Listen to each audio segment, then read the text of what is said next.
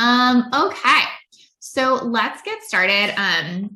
If you didn't come last time, basically what I'm going to do is teach for about 20 or so minutes here, and then we will get into questions and live coaching. I got feedback that y'all's favorite part of last time was definitely the live coaching, so we're going to try to do even more of that this time. You submitted your questionnaire to me. I have them here and we'll definitely pick people for live coaching. So get your coffee if it's 7 a.m. for you. I'll go through this pretty quickly and then we'll get into it. And if y'all have questions, my team's gonna monitor the chat. I try to, but sometimes I get distracted. So put them in there and then they will send them to me at the end. So, all right, let's get started. So all of you are on mute. Just make sure to keep yourself on mute unless you're going to ask a question or do live coaching, just so we don't have that background noise. Kind of a joke, but I always say this, like, don't read the slides, listen to me. We'll send you the slides afterwards. I know it can get distracting where you're trying to read the slide and listen. You will get the slides. You will be able to read them. Don't feel like you need to do that now. We do a lot of polls throughout just because I think it's really helpful to hear what other people are challenged by or doing or that kind of thing. So pay attention for those. They're anonymous. So it's not going to show like what you voted or whatever, but it is just really helpful. We did it for the mindset forum and it was really helpful to just see how split people were on different things. And it kind of gave everyone some permission.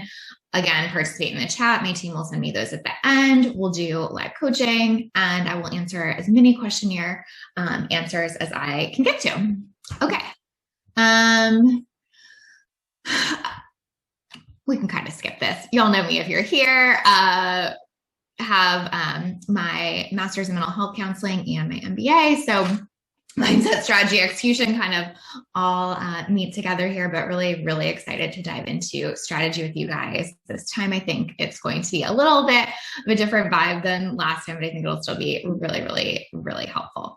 Okay, so let's just start with this poll and this question for you guys, just because, again, I think it's helpful to hear where everyone's starting. But basically, where are you with your current strategy? So do you just feel like you don't have one? Do you have lots of plans, but you just change your mind a lot? Maybe you have one, you're just kind of doing it inconsistently, or maybe you just don't even like the one you have. So just vote on that. Let us know. You just pick one of those and we will see everyone's answers. Again, just kind of helpful to see where everyone's starting, gives a little permission that we're all kind of in the same place here. Cool. All right. So it's so funny because like everyone was super divided last time, and I think kind of similar here, which is why it's helpful. But it seems like most people feel like they have a lot of plans but change their mind often. I will help you with that today. Some people don't have one, some inconsistent. I have one, but as of last week, voted based on what was happening over that. Amazing, Michelle. I'm so glad we got that put together. Okay. So basically, you know this, but it's worth saying. Strategy is just a plan of action to get you an end result. Like, I think that sometimes in the online space, it feels like it's this like uber complicated thing. And it's basically just like, what's my plan to get the result I want, right? And what it's going to predominantly be based on is how consistent you are. I've been doing this for almost I think 6 years at this point. Maybe more, maybe less, right around there.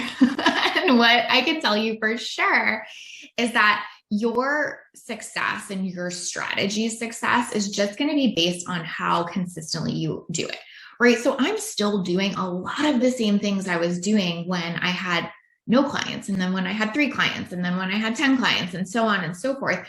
It's just that I've been doing it consistently now for years. And so the compound effect is like really, really, really present. And it snowballs. And I see that with all of my clients too, where it's not so much that we're doing all these different things. We've just been doing the same thing consistently enough to get the result from it.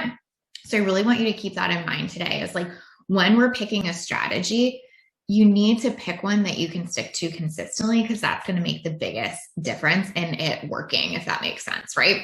And then the underpinning of every strategy we're going to talk about should be to build a relationship with and make offers to your audience, right? So what's helpful to think about related to this is, again, this isn't just like an online thing. This is a business thing. Business has always and will always be built on relationships and actual offers and selling, right? So whether you had like a brick and mortar 50 years ago, my family did, they, built businesses in totally different ways, but this principle was always there, or whether you have an online business now, the quality of your relationships, how consistently you build them, and then how consistently you make offers is kind of the whole thing. And so I think it's just really important to hear that and think about it, because again, in the online space, it can seem so much more complicated than that. It can seem so noisy that we almost like forget the pieces that matter so much and make it so much easier. And so I really want you to take this away from today with how you're thinking about your strategy is like, am I building relationships consistently and am I making offers consistently? And those two things are really the like linchpin of every good strategy. And it really is not more complicated than that. Now we have tools to do that. I might use Instagram as a tool to build relationships, or Facebook groups as a tool to make more offers to my audience. But those are just tools and platforms. This is the foundation. Does that make sense? Let me know in the chat if that is landing. But what I really hope this does for you is like, just keep it really fucking simple. We can just make it so complicated, and I totally want to get away from that. Okay, good. It's making sense to y'all. Perfect. Thank you so much. Okay, cool. So here are the ways I think about strategy. Here's kind of like the framework I use for it. Rajni said, so relieved this is so simple. Perfect. That is like literally my goal for today. So I'm super happy to hear that. So these are the three things I think about. Stacking, which I'm sure you all have heard me talk about, systematizing, and solving. So we're going to kind of go through each of these three, but anytime you think about strategy, I want you to have these three things in mind. So stacking, this is something I talk about a lot. I know many of you have heard me talk about this endlessly. But what most entrepreneurs do is shift strategies a lot, right? So they do this one for a little bit, they shift over here, they shift over here, right? And it's like, why do I feel like I'm working all the freaking time, working super hard and not getting the results? Whenever someone is telling me those things pretty reliably, I can guess that it's because they're shifting strategies a lot. And I want to be really clear that shifting is very different than testing and tweaking, which we will get into. Shifting strategies looks like, I had a podcast for a while and then I felt like it really wasn't working. And so then I started doing a lot of like stories every day, but that was really hard to keep up with. So now I'm like trying to build a Facebook group. It's like these big swings, right? But a lot of us do that because we're hearing constantly in the online space, like, oh, this is a better way. This is a better thing. This is working better. And so we're shifting around all the time. But like I said earlier, that compound effect is real, right? Like my podcast is way more successful now because we're on season 4, which means we're like, I don't know, over 100 and something episodes deep at this point than it was in season 1 when we had 15 episodes. And it's not because I'm doing literally anything different. It's just the compound effect of that over time, right? So stacking basically looks like I do one strategy, I get it working really, really well. I stack another. So it might look like I do the podcast, I get that working really, really well. And then I decide I want to stack stories on top of it. Right? So it doesn't mean we're shifting. It means when I stack something, everything that's on my foundation still happens, right? Where most people have a struggle point with this is as soon as they stack something else, they let go of this. Then they're like, podcast episodes haven't really gone out, whatever. And it's a whole thing. And then you totally lose that compound effect opportunity that's underneath that, right? So I really, really want to encourage you that when we're thinking about strategies today, please make sure that if you're making a strategic decision, it's because you can stack and not shift, right? And this allows every strategy to really work well for you and to get the most bang for your buck, so to speak. So like with a podcast, like you might be investing a pretty significant amount of like energy and effort and then maybe money too. Like I pay a podcast editor, for example, right? So I want to make sure all of that is going to pay off before I add something on top of it, right? Or I'm going to just feel like I'm working super hard all the time and not seeing the result. So whatever you're doing right now, if you're thinking about adding something else, I want you to ask yourself, can I stack this, or is it going to end up being a shift? Right? So at this point in my business, I have like so many things going on. I have 2 podcasts. I do a live stream every week. I do stories, like client lesson stories on Instagram, Tuesday, Wednesday, Thursday. I feel like we do something else. I can't even think of. We send an email newsletter every week, like all this stuff. But we've stacked that over time, right? Like I certainly did not start, we have a Facebook group. I certainly did not start my business doing that. Like I started my business really focused on my Facebook group. That's the only thing I built for a while. That's the only way I got clients for a while. And then slowly over time have stacked these things on top of it. But that's why it all works, because I figured out what was working really well in the Facebook group, right? Does that make sense? And then I applied it to other things.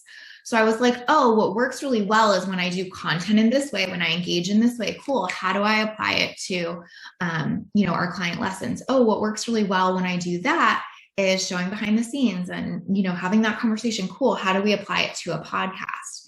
Right. And so you can see how each time you stack a strategy, they work better and faster because you know what was working with the previous ones too. So you take that data and you stack it, versus feeling like you're starting over again all the time if you're shifting. What I see for a lot of people is they shift so much that they just start believing that nothing works, right?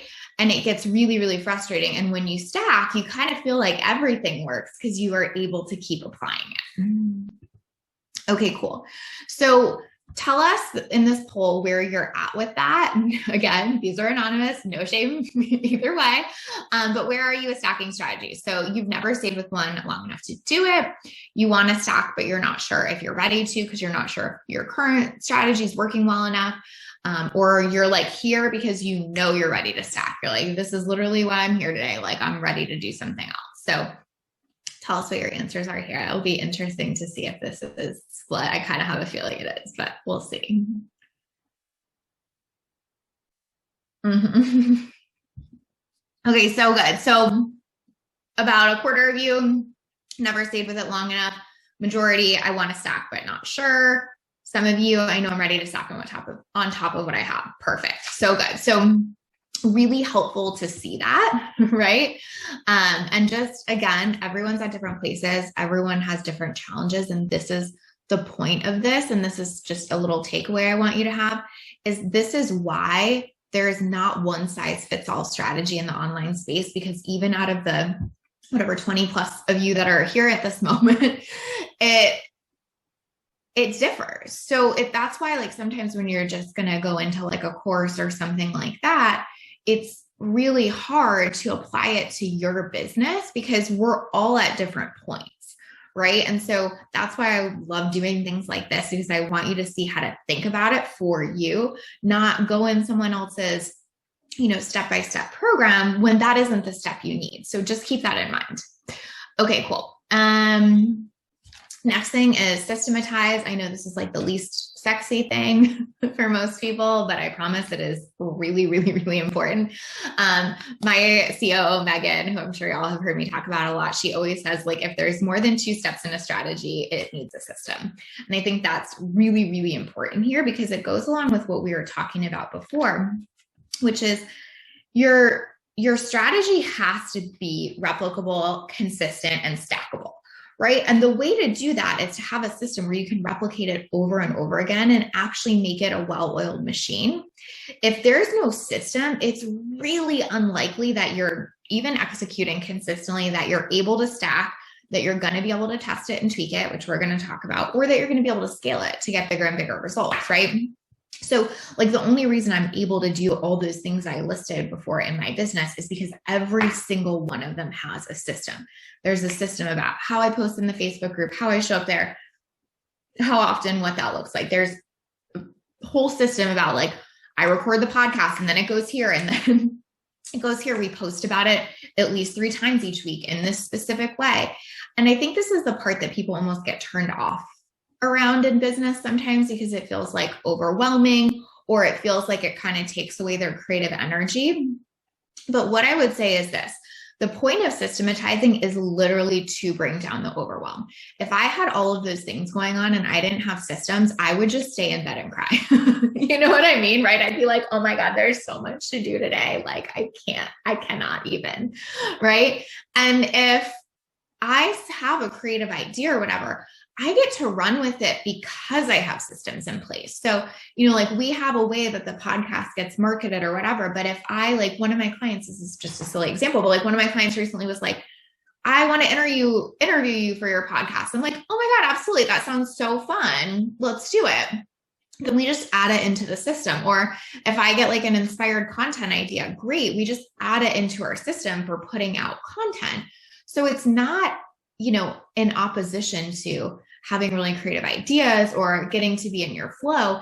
It's actually the container that lets you do that, right? I feel significantly more in flow in my business because I have systems than if every day I was trying to figure out how to piece it all together. It's also what makes it scalable. And this is really important because I know some of you are here for, learning how to scale your business and think about that too. What I would be looking at is like, is everything you're working on right now a really well-oiled system? Because if it is, then sometimes all that it takes to scale it is just putting more people through your system, right? And it gets easier and easier. But if you're trying to scale and make more and you don't know what your system is, you're going to feel like it's so overwhelming that you get almost in resistance about it, right? This happens to a lot of my clients when they come to me. It's like they have made it a good amount of money kind of flying by the seat of their pants. They know they want to make more, but it feels so stressful to think about making more. And usually it's because we're not systematized enough. So that is really, really, really important. Definitely not like the, thing that we hear in terms of like the sexy strategies, but this is the thing that changes everything. Okay. So tell us which part is most challenging for you. Is it that you want to be perfect and get overwhelmed? That's most of my clients. Totally understand that. Is it that you just feel like you're not a systems person, so you freeze? Or do you feel like you're always changing the strategies so you never get the system, right? And again, these all fit together. That's why we stack, is so we can systematize. So if you're always changing strategies, you're never really getting to create the system, right? Mm-hmm. So let us know where you are there. Yeah. Yep. It's so funny, right? I'm like, I know most of my clients would answer that one, and most of y'all answered that too. I want it to be perfect and I get overwhelmed. 100% get that. We'll talk about that. And then next, pretty closely followed, is not a systems person, so I freeze, and then feel like I'm always changing. Cool. All right. We got that. All right. So last one. This is the one I'm most obsessed with. Whenever people are like, what excites you most in your business? One of the things I always answer is like helping my clients solve the right problem, because I feel like in business, so often we're just solving the wrong problem all the time and making a lot more work for ourselves. Again, it's back to that whole idea of like, if I'm shifting all the time, I'm just working a lot more and seeing a lot less results. And then the same thing is true with solving the wrong problem. I'm working a lot more and seeing a lot less results. So anytime you start a new strategy, it's probably not going to be perfect from the beginning, right? Like something I always remind my clients is like, you're building your own business. Like you're not a franchise, like you're not a Chick-fil-A where they're like, here's the manual, right? What you are doing is literally building something from the ground up. Yes, other people have done similar things, but they haven't done it as you with your audience. So no matter what strategy someone else is giving you, you're really going to have to make it work for you and your business. And so it's unlikely that it's just going to be perfect immediately. But when you know what's working and what's not, and what your opportunities are for improvement, you can make the smallest tweaks that vastly improve your strategy, right?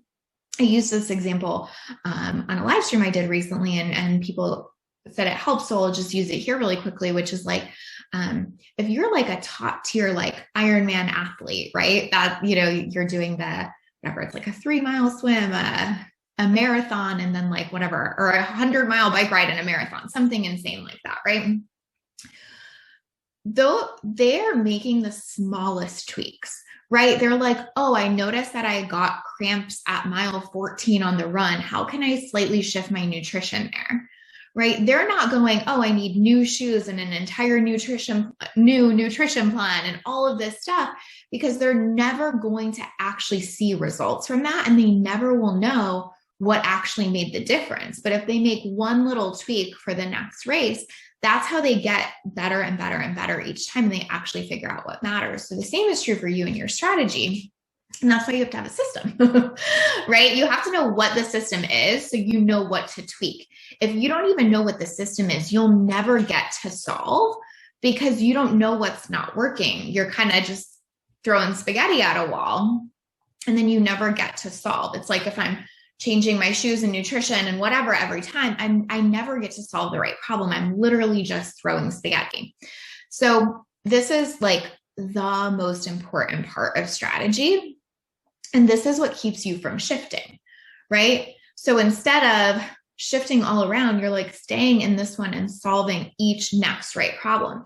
And people hate this shit sometimes, self-included. I get it because it seems like it's slower, right? Like the athlete thing, right? It seems like it would be faster if I just changed as much as possible. Like, let's try the shoes, let's try the nutrition. What else can we? It's not like that, right? It is not like that with strategy. If you make small little tweaks each time, you are going at lightning speed compared to everyone else who's making these vast swings and having to rebuild up momentum, rebuild up that compound effect, right? If you just keep it very tiny tweaks each time, you will be so surprised at what a difference that makes. We'll kind of go through solve a little bit more in the live coaching, but does that make sense? Like if I stack my strategies, if I fully create a system, then I can see what's working and what's not working, and I can solve for it. And the quicker I solve for it, the faster my business grows. And I'm just on this lightning speed trajectory, right? The one thing I will say here is I always recommend waiting at least 30 days before you solve for a new strategy. I usually say most strategies take at least 90 days to play out in terms of like really seeing the results of that. So like the results you're seeing in your business now are usually the results of what you did 90 days ago. But at the 30-day mark, you can start to get an idea, right? Like you can kind of start to see like, oh, it's interesting that this thing is happening, or it's interesting that. But you might even have to wait a little bit longer. So don't make these sweeping changes either. But just like important to see that. Okay, good. I'm so glad this is making sense. Getting in the weeds to know what to solve for. Totally. We will definitely do that in live coaching. So basically what I just said, right? But when you stack, when you create the system, when you solve, you basically have a can't lose strategy, because that consistency over time and solving the right problem over time is what will create the big results. I promise you this. Like I've been behind the scenes in enough businesses to see that this is always the freaking thing. So hopefully what that does is just simplify it, right? Everyone's saying weeds. Yes, totally. And the patience. Absolutely. Patience is not my virtue. So I might not be the one to help you with that. but we can talk about that for sure. Okay. So basically where I see most people getting stuck, we get so focused on new stuff that we never stack or systematize. And so we're working a lot, or, we never kind of make that well-oiled machine kind of thing. And so that's what we're going to focus on today. So let's just do this last poll here. So which one is more true for you? Like, are you more focused on the new strategies, so you're always shifting, or are you stuck in just adding new things over time, and so you never really get to systematize and solve? Tell me which one feels more true for y'all.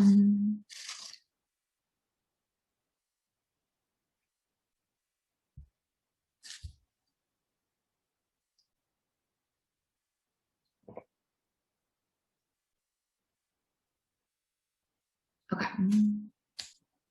never systematize and solve the ones you have is the biggest one. Okay, cool. I want to help you do that today.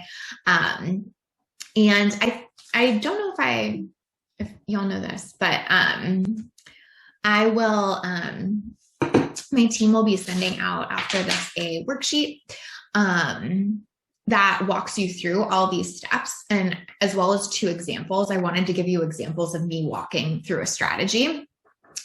So you'll get a worksheet to work all of this through in your own business. So if right now you're not solving or systematizing, I have a thing for you that will let you walk through that. And then if you are wanting to see the examples, there's going to be 2 examples as well, just so you can see like how I think about it, how I did it. And so I want you to be able to like use this again and again. So if that's your biggest problem, that's going to help a lot. Okay, so let's do live coaching.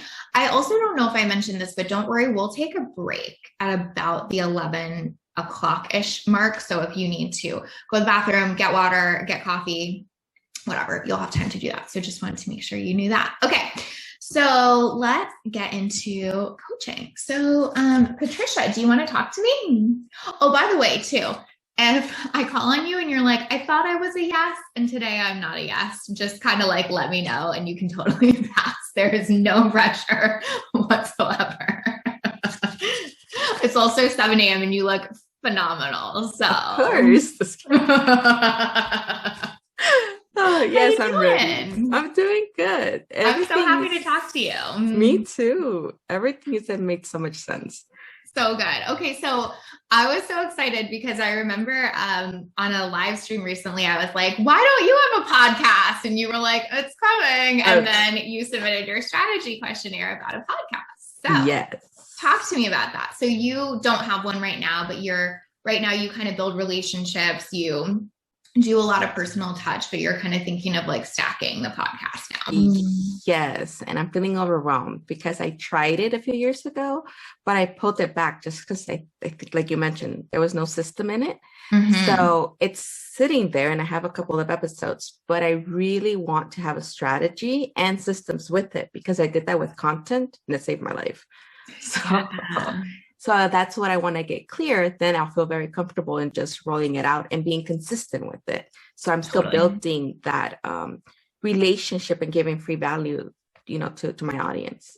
So what's working the best with your content right now? Like, is it like when you put out a lot of value? Is it when they just get to know you better? Like, what seems to be the thing that people are like, that's why I hired you? So I looked at my statistics yesterday, and it seems that it's when I'm sharing my story, like what I've been able to do. I see so much reach on the post. Yep. And then when I'm educating, it's not that far off. It's like a good percentage, but I do see more traction on those type of posts. And because of my story, I'm attracting them and they're coming to my container, which is the Facebook group. Yep. Which is so interesting, right? Because I think you had said that you're considering the podcast being more of like a behind the scenes kind of thing versus just value. So is that what's kind of sitting with you, is like that seems to be what's connecting more? Yeah, because I'm like, everybody wants to know from your point of view as a business owner, like, so how is it going? Like, have a real conversation, being very raw, which I feel kind of weird about, but at the same time, I'm just like, but that's what the audience wants, just the real thing. But I can't get that very clear in my head yet. I did it with content, but just in a podcast, I'm like, what topics could I actually focus on and things like that. So I get overwhelmed. So good. Okay. So what I want you guys to see here, that what's so helpful is she's already been doing content for a really decent amount of time and it's worked really well. Like, it's built your business really, really significantly. And so when you can see that, and when you can see the data on that, that's why you can stack now, because you're like, well, I know they like this. I know if I put out content, this works. And so what helps you feel really solid in picking that strategy is you pretty much know it'll work, right? You're not like rolling the dice and kind of gambling at this point. You're like, I already have data. I already have evidence. Like, I know this is going to work. This is when it makes sense. So for all of you, whether it's a podcast you're thinking about or not, paying attention to what works on the front end and then adding more of that is where you start to get that can't lose strategy going, because it's proven. It's literally just, I'm doing it in a slightly different format, right? So do you Do you feel like there's a way to just almost pick the exact topics you're already writing on? Yeah, that's true. That's Right? very true. Yeah, I could just pick that out, and that would make it so much easier. So I have like already a good amount of episodes ready to go. Okay. And this is what gets interesting too, is we feel like every time we add something, it has to be different. Yeah, that's what I thought. Right? Versus most of the time, if you add something and it's the same as what's already working, it just gets really easy. Mm-hmm. Right? So it's like, wait, they already love this conversation and they already get a lot of value from this. The podcast is just a new way for them to consume it. But it doesn't have to branch off and be this totally different thing. Like for me, when I started mine, I'm like, all I want to do is like coach. That's what I like doing. That's what works. That's what my whole business has been built on. Oh, I could just coach on a podcast, right? Perfect. So same for you, like, what's working. So your whole business has been built on, you can just literally use the same topics for your podcast, right? Awesome. Okay. That makes sense. What else feels like the hard part there? Is it the system piece or what feels like the system piece? Because I'm like, all right, yeah, I think if I don't have like a path, it's just like, wait, I'll just sit on it and I just won't do anything. Yeah. And it's like people need more touch points. Yeah. And I need to add more to it. So I think that's where I'm stuck. And I have to say, sharing a little bit more about me. Yeah. Does really put me like, oh man. Yes. Oh, so good. I feel like that's also when a stack is fun because it's going to stretch you in a new way, right? Yes, totally. Because it's like you're putting everything out there, and I want to be transparent. Yeah. Because when I'm coaching, it's like, well, how is it for you? And I'm like, well, sometimes you just have to adjust and tweak. And people, and they just love it. That's why I see, the success. So I'm like, what if I just put that out there? But I'm not going to lie, I do get scared, I guess. Just fear. The good thing about a podcast is that it's so different, if that makes sense, because it's not a live transmission. So it feels like it's just you in your office almost. Right. So I think that could be almost like a good way to start doing it versus like almost trying to put yourself out there on live and then be like, oh my gosh, this is really stretchy. You just get to do it like in your office with the door shut.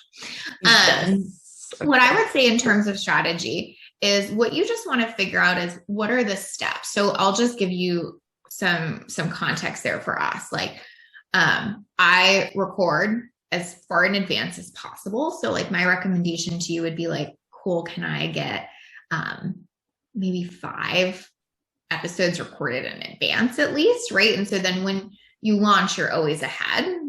Yes. And then, what's nice too, is just like content, you can batch these. So you could record 3 at a time. You could record 1 time a month and you would have 4 episodes for your whole month. Right. And so even just starting by getting those things on the calendar, just like with content, right? Like what happens? You just have to start by getting it written. Yeah. Right. So even today, like, can I just decide to get those on the calendar? Then I would say, what's the system in terms of, do you have team? Do you have support? Who's going to put it where? Does that make sense? But at that point, like all you're really trying to do is figure out how to put it where. And then what I always try to figure out is how often and where are we going to share it? So for example, like we share it once a week in our Instagram feed. We share it 3 times a week in stories, and we share it 3 times a week in our Facebook group. Okay. So you see how it's just those like little easy decisions that sometimes keep us stuck, but it's like pretty much I just need to pick like, what's the topic? Oh wait, I already have it. Right? I was like, it's already there. What's the actual system in terms of like, where does my team fit in? And then what is the actual sharing? Cool. We're going to share it X amount of times, and then you'll get to solve, right? I will say with a podcast, I do think it takes at least 90 days. Most of my clients, when they first launch their podcast, they're like, I don't know, is this good? Is this not good? But you kind of see that strategy take place in the 90 days you're getting on the phone with new clients that are like, I've been listening to your podcast. I've been listening to your podcast. So kind of just like also go into it promising yourself that like you'll give it that timeline before you start tweaking a lot of things. Does that make sense? That makes sense. Very, very true. Okay. So anything else come up for you there? Well, I guess it's kind of like just to get it clear. So I'm doing all of this. And you mentioned about what is it? You said about building relationships consistently and making more offers more often. So how do I integrate that part into a podcast? Make an offer on every podcast episode. Sounds good. All right. Okay, very good.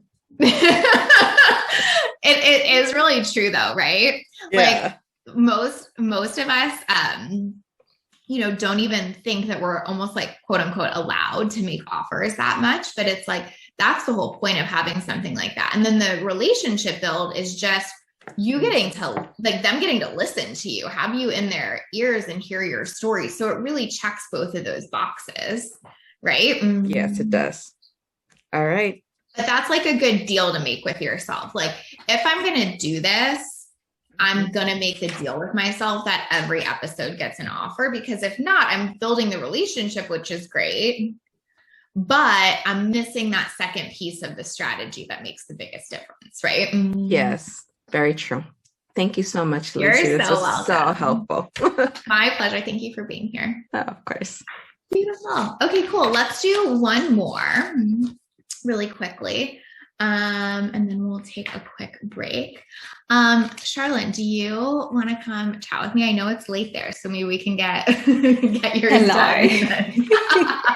It's all good. I'll try and stay up. Okay. Perfect. Beautiful. Thank you for being here. Thanks for hosting this. So we have some fun stuff to talk about. So your business is doing super, super well right now. You're at a point where you're ready to scale to 7 figures.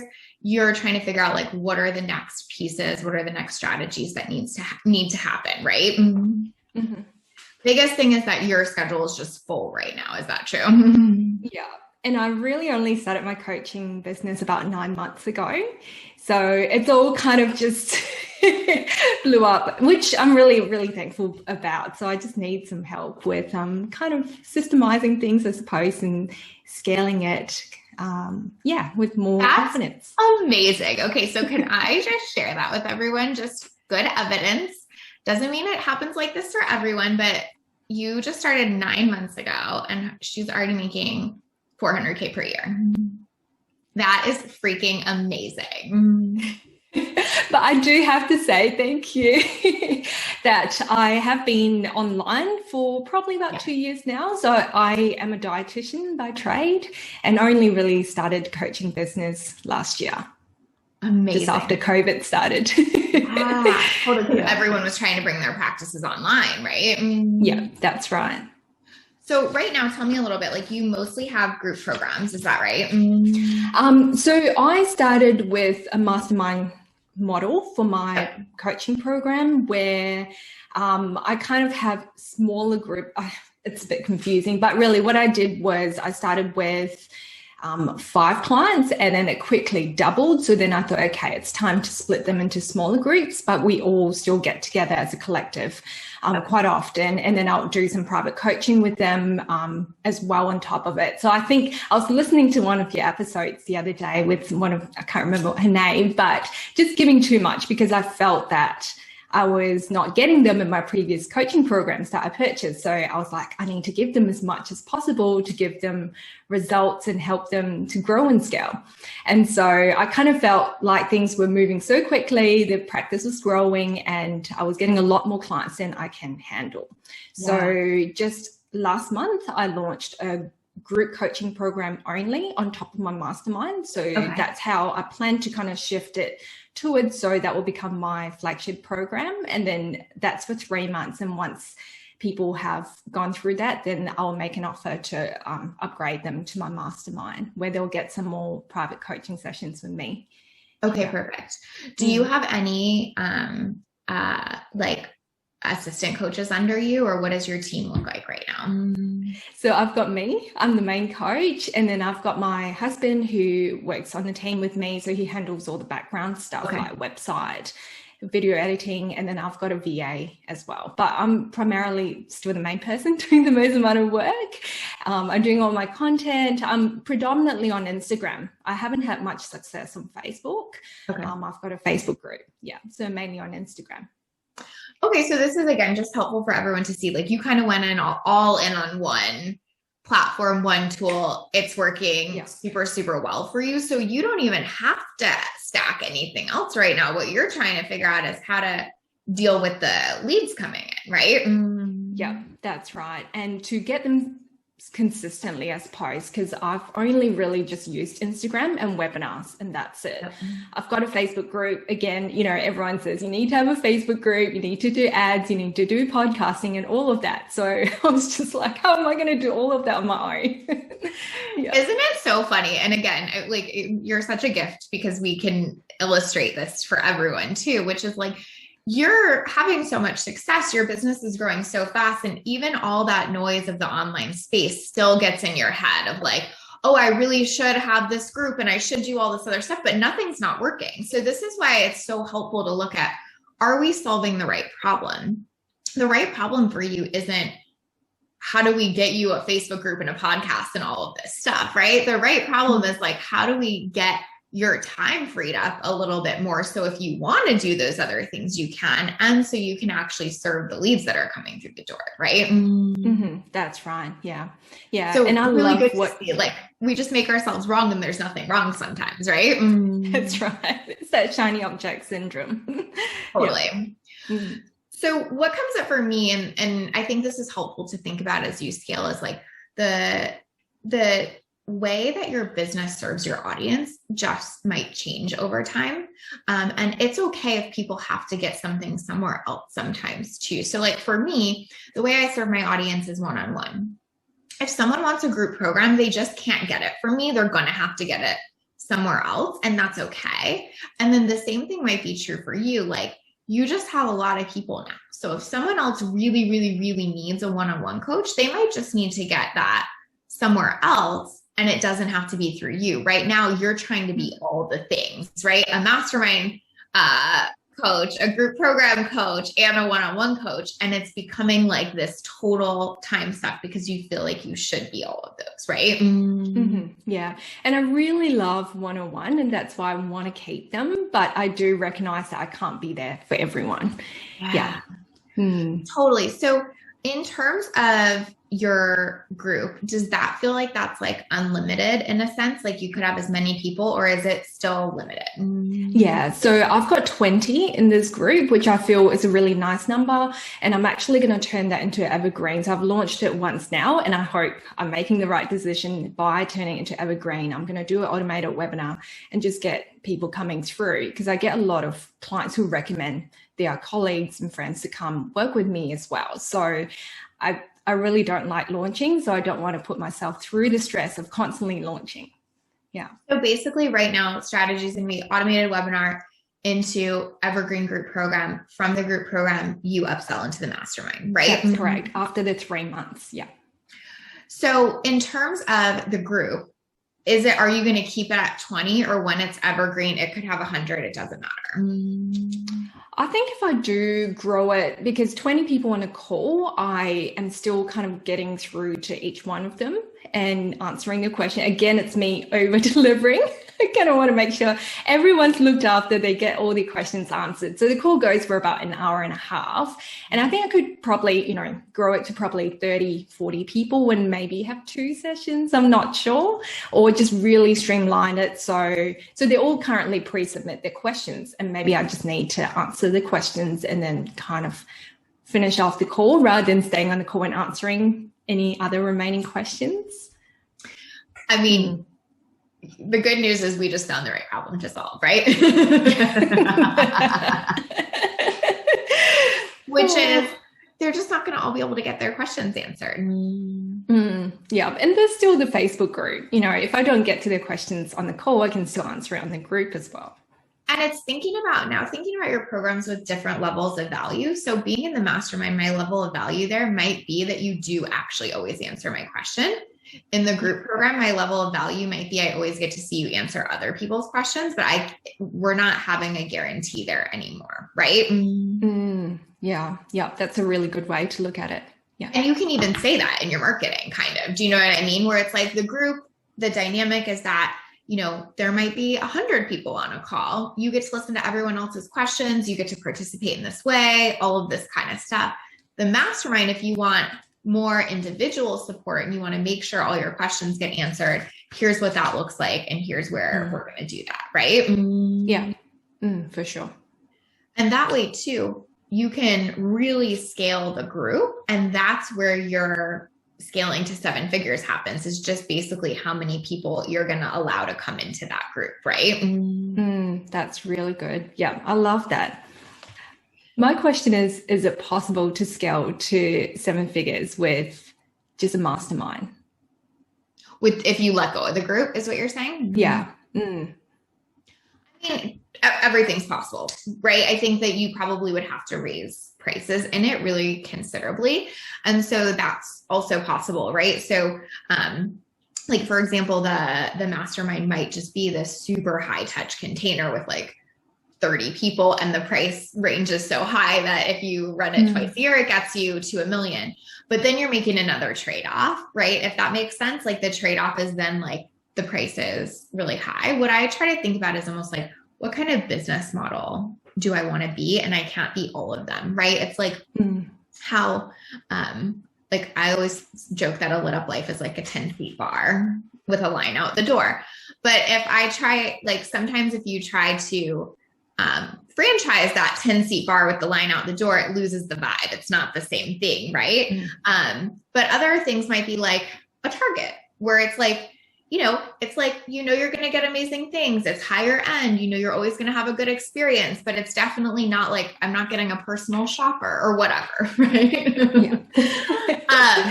So you almost want to think about like, do I want to be reaching a lot more people, super accessible kind of business model?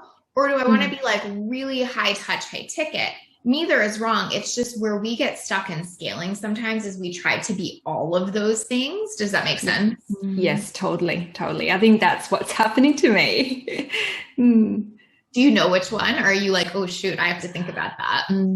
I kind of want to be in the middle. So I still want to reach people because I work with dietitians and nutritionists. So there's a lot of them out there who really needs help. So I want to be there to help them and to be able to offer something that's affordable at that, $2,000 price point.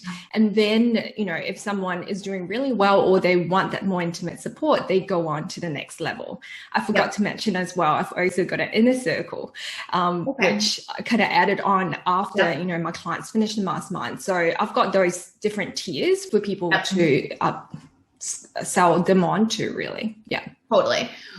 I think what's helpful to see there is that, each level is just going to have different value associated with it. And I think that's like the best thing you could probably like lock into strategy wise, which is like, I think you're almost trying to deliver the same level of value at each one, like get every person's group question answered, get everyone in the mastermind some one-on-one support.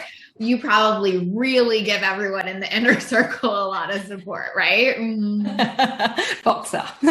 yeah, exactly, right? So like everyone just needs you all the time. So if you could think about like the value of the group is that I don't have to pay an inner circle price, but I still get that access and that information. And both are good in their own ways. Like the value of the inner circle is like, I have to pay a higher price, but I get more high touch. But like really trying to separate those out in your mind where there's just completely different value points attached to each one.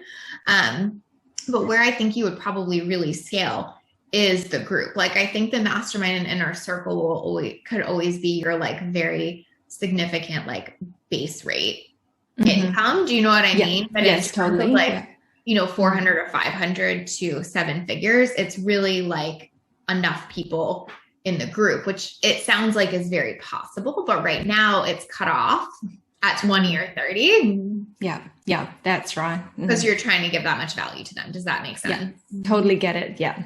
It's become a lot clearer to me. I'm giving them too much. Yeah. And what you can think about too, a lot of my clients do this, whether they have health coaching or business coaching or any of those things, is to get a support coach in that program. And that's what I really want to talk to you about as well, because I'm thinking about that, but I just don't know how to execute that or find the right person. So it's interesting because the right person might already be someone in your inner circle.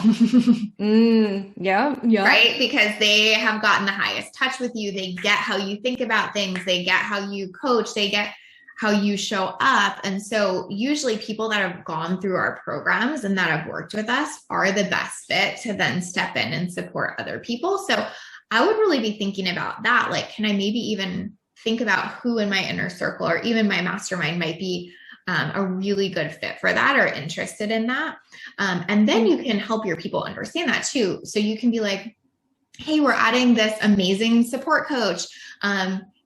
It's Patricia. She's been in all my programs. Like, she's worked with me in my inner circle. She's worked with me at the highest level possible. So she's going to be able to give you the best support that I just can't in the Facebook group.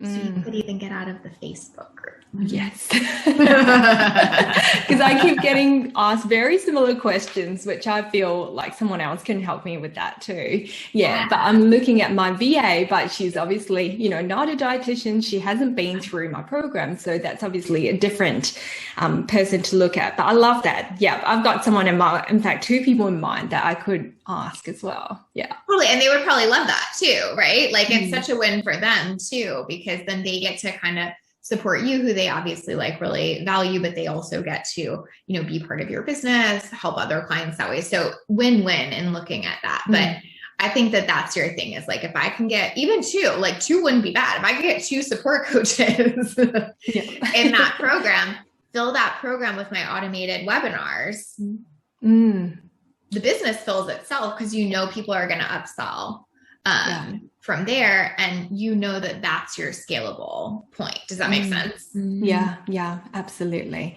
Yeah, I love Jen's question as well. I was going to ask you, how does it work out in terms of paying them and stuff? Is it per session, per hour, per week? What would you suggest doing? I like to go per hour, because I think that makes sense in terms of like controlling it, because you're literally experiencing this right now with like Facebook groups and stuff like that. Like, they could just work all the time basically if you weren't careful. So I like there being an agreed upon hour. Like, you're going to be in the Facebook group for like 5 hours a week. You're going to do, I'm just making this up, I don't know, one group coaching call a week and one like office hours kind of thing. And so then and then they know. So they know the commitment they're making, and it makes sense to them. They can plan for it. And you also know budgeting wise. Sometimes if we go too open and we're like, just answer all the questions as long as it takes, we're like, I have a full-time employee, turns out, right? You know what I mean? Totally. So I would do that. And then, I think it depends, right? It depends on like how much their time is worth in other endeavors that they're doing. I think it depends on how much experience and all of that they have. But I would say anywhere between, I think most of my clients probably anywhere between like 50 and 100. I mean, I think that's probably a big range, maybe more or less, again, depending on so many of those other things. But, really helps you significantly in terms of managing that, and probably a super worthwhile spend. Yeah, definitely. And I love that you mentioned that first, because I was thinking, do I need to get someone to do my social media for me? But I was worried that I was going to lose our voice, our brand voice, essentially, because it's someone totally different outside the business. So I was thinking in those directions, but I love that you mentioned about getting a support coach. That's definitely something crossed my mind. I think that might be next, right? Like, don't get me wrong. I'm not saying don't ever do that. But like, in terms of like, again, like, we want to solve the right problems right now. And that's for sure the first problem to solve, because even if we got you out of social media, then you're still capped in the amount of people that can come in your programs. And so you're you're just paying someone to help with social media, but you're still completely capped income wise. And so we want to solve this problem first, and then you can always get to that problem. Does that feel good? Okay. Yes. Love it. That's amazing. Great. Thank you so much. You're so welcome. Thank you. I think this was so helpful.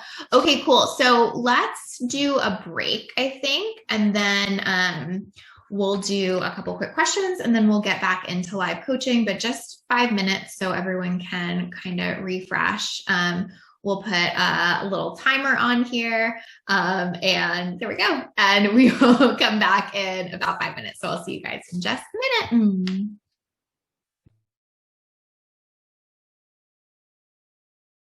I forgot I had my video off and was muted. I was like, okay, so let's get started.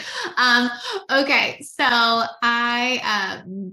yes, I thank you all for being so supportive of Charlotte. That's awesome too. Okay, so I just wanted to answer Michelle's question that I had missed, because it was kind of relevant to what we were talking about before. But she said, when you talk about making offers in posts, do you mean writing a very direct and specific post, or mentioning at the bottom of an educational post? I believe, Michelle, that you meant that related to when I was saying, like, we share about the podcast X amount of times, and talking about Patricia, making an offer on each of them. With sharing a podcast, we're just very direct because it is value, if that makes sense. So we'll kind of be like, hey, we're talking about XYZ thing on the podcast, and we'll maybe share a little bit of value, but it's sort of overlapping and related. But we are definitely not trying to like just PS it at the bottom, if that makes sense. And then same with Patricia, I would definitely say, like, she's going to give value the whole podcast, but then be very direct and specific at the end. Like, hey, if you want to work with me in XYZ way, here's what that looks like. Here's what you can do next, kind of thing. So kind of a little bit of both, if that makes sense. I'm not a huge fan of just give value and then kind of like casually slide in a non-relevant PS at the end. But definitely just kind of making it part of the whole post, and pretty much anything you're doing is going to add value. So I hope that makes sense. I want to answer one questionnaire question really fast, and then we'll just jump back into live coaching. Emily's here. Hi. Okay. It would help if I had these pulled up, which I do. Okay, good. This one is, okay, this one's kind of a long one, so I'll read it all out and then we'll dive in. What strategy can I implement in 15 hours per week to get one-on-one coaching clients and eventually make 40K so I can leave my day job? My offer is a 3-month package costing $3,000, and I have capacity to give a maximum of 2 coaching sessions every week. No email list, no Facebook page, no Facebook group, and I'm very small following on Instagram. I have a lead magnet, but it's not as targeted as it should be. Okay, cool. So basically, I think what's helpful here and what we can apply across the board too is basically like unlimited time. How can I, do what I need to do to make what you want to make 40K per year is the goal, right? Here's what I really think is worth noting here is that all that's happening is you don't really have a strategy in place. You're like, I kind of post on Instagram and I have a super small following. So it's not necessarily like, how do I get in as many clients as I can? I think actually Michelle and I talked about this on the last forum, which is like, sometimes if you're trying to leave a full-time job, you're maybe not going to necessarily be able to get up to a full client load while you're doing it, but you can prove to yourself that you can replace those clients. So even if you only have room for 2 clients a week right now, if you prove to yourself, okay, 3 times I replace those 2 clients, like I have a strategy to get clients, then it's easier to leave. So with that 10 hours or 15 hours, I guess, so, however many you have left over after the coaching calls, what I would really focus on is what is my clear strategy. So the thing that was helpful to just see is like Charlene has that very clear strategy. She's like, I'm only focused on Instagram. I show up and do everything I can there to connect with people. And I do an evergreen webinar. Yours doesn't have to be a webinar, but figuring out like, what is the path? For a lot of clients, I would say, show up and get people on the phone. But for you, that might not even make sense with your 15 or with your limited hours. If you only have room for 2 phone calls a week, we might want to save those for paying clients. So I would figure out what else is the warm-up strategy. So it might be use Instagram, show up every day, connect, do some kind of thing like that, like a masterclass, a webinar, maybe you have a podcast, whatever that is. Like, what's the easiest thing for you to execute on where people can consistently consume that content? And then the second thing, and this is super helpful for everyone to hear and remember, is where can I get that content in front of other audiences? This is one of the biggest things I see trip people up, is that we're just posting on our page or our platform, but we're not getting it anywhere else. So it's really just a slower growth then, right? Because we're just in our space. And so that would be my opportunity for you there is like, are you posting about that masterclass other places? Or if you have a podcast, are you getting other guests on that are going to share it? Are you reaching out and maybe serving someone else's community? All of those kind of things that you can do with that additional time, and then figure out what that strategy is, replicate it over and over, make sure you're posting in your space, but also getting it in other spaces, because that matters so much for that growth. And then, pitch on the masterclass, the podcast, whatever you do, convert from there. So then if you can just show yourself that, oh, this strategy works enough to fill those 2 spots a few times, you're in a totally different position to be able to leave. You can even waitlist those spots, that kind of thing. So hopefully that helps. But in terms of stack, you just are at the beginning, right? You just want to get that clear thing coming in. You want to systematize it because you have very, limited time. So what's the system for getting my content out, getting in front of other people, right? And then you want to keep solving for it. So like, are people converting really well? What's not happening? Maybe, this is where we get into the details, but it's like, maybe they're coming to your content and consuming a lot of it, but not joining the masterclass. Then we solve for that. Or maybe everyone's joining the masterclass, they're not buying from there. Then we solve from that. Or maybe everyone's joining, everyone's buying, but you have too many people like Charlene right now. Then we solve for that. So you just keep working through that process, but you can absolutely do that on 15 hours a week. Okay, cool. So next, let's do some live coaching. Kendra, do you want to join me? Again, remember, you can say no if you're like, oh, hey. Yes, I would love to join you. Okay, good. Thank you for being here. Yeah, my pleasure. Thank you.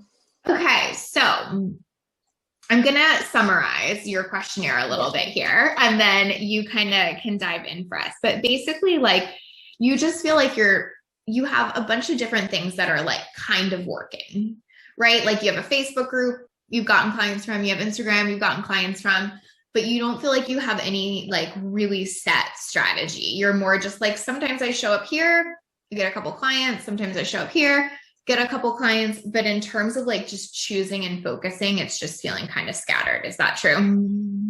Yes. And I feel like, because at least I've made up the story, that because of the nature of my work, that it is, not always. I'm sure some people might pop in and be like, oh, I never realized there was such thing as a sex and intimacy coach. So they might jump right away. But for the most part, it's like a slow burn. Yeah. And people don't engage a lot in visible ways. Yep.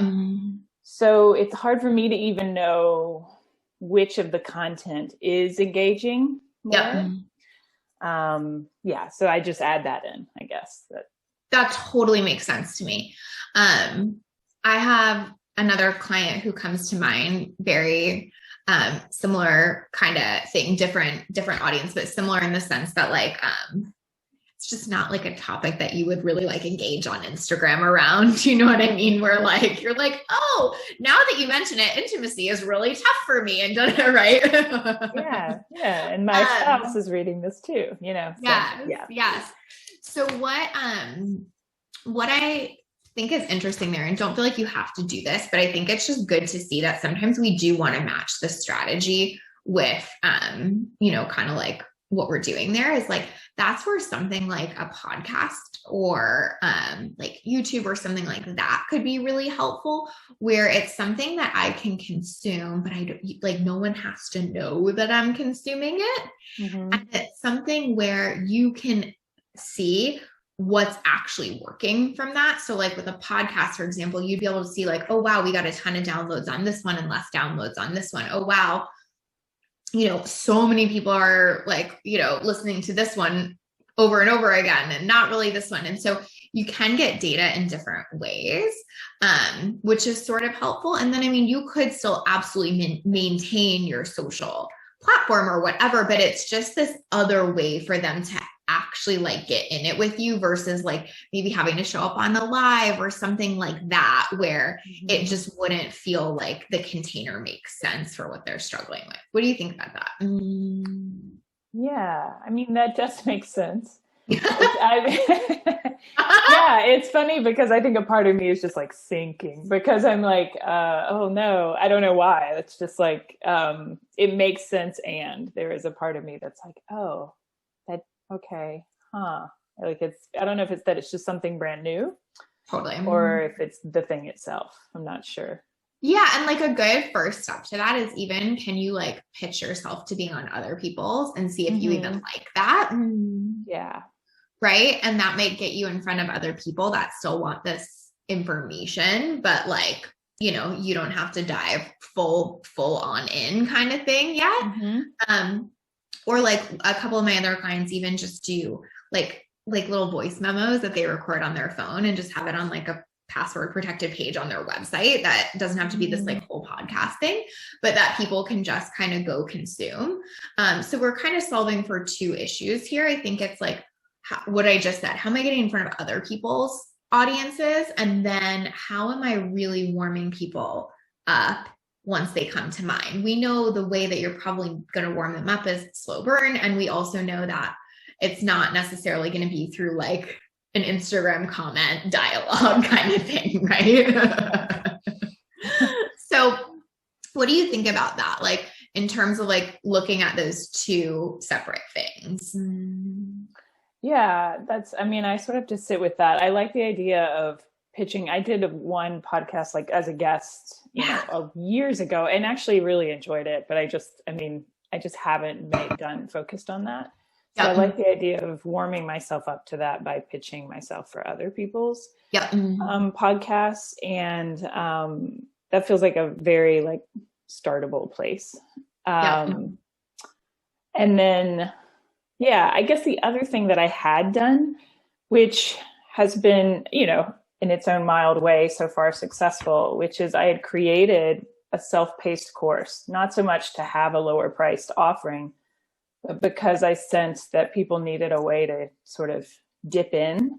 And it, you know, I've only offered it once. It had 5 women. One of those women is now becoming a one-on-one client though. So it felt like it was maybe another way, but I don't know if it's sort of an odd, because I literally either offer this self-paced course, which is happened to be a lower, you know, fee, or high-end one-on-one coaching. It's sort of I don't know if it's a strange jump, but I don't think so. I mean, someone's making it, but I don't think that's a bad jump at all. I think it's almost like you want to warm up to the information here, or you want like high touch support to walk you through it here. It's sort of like we were saying with Charlene, where it's like, there's just different values at different levels and both are okay.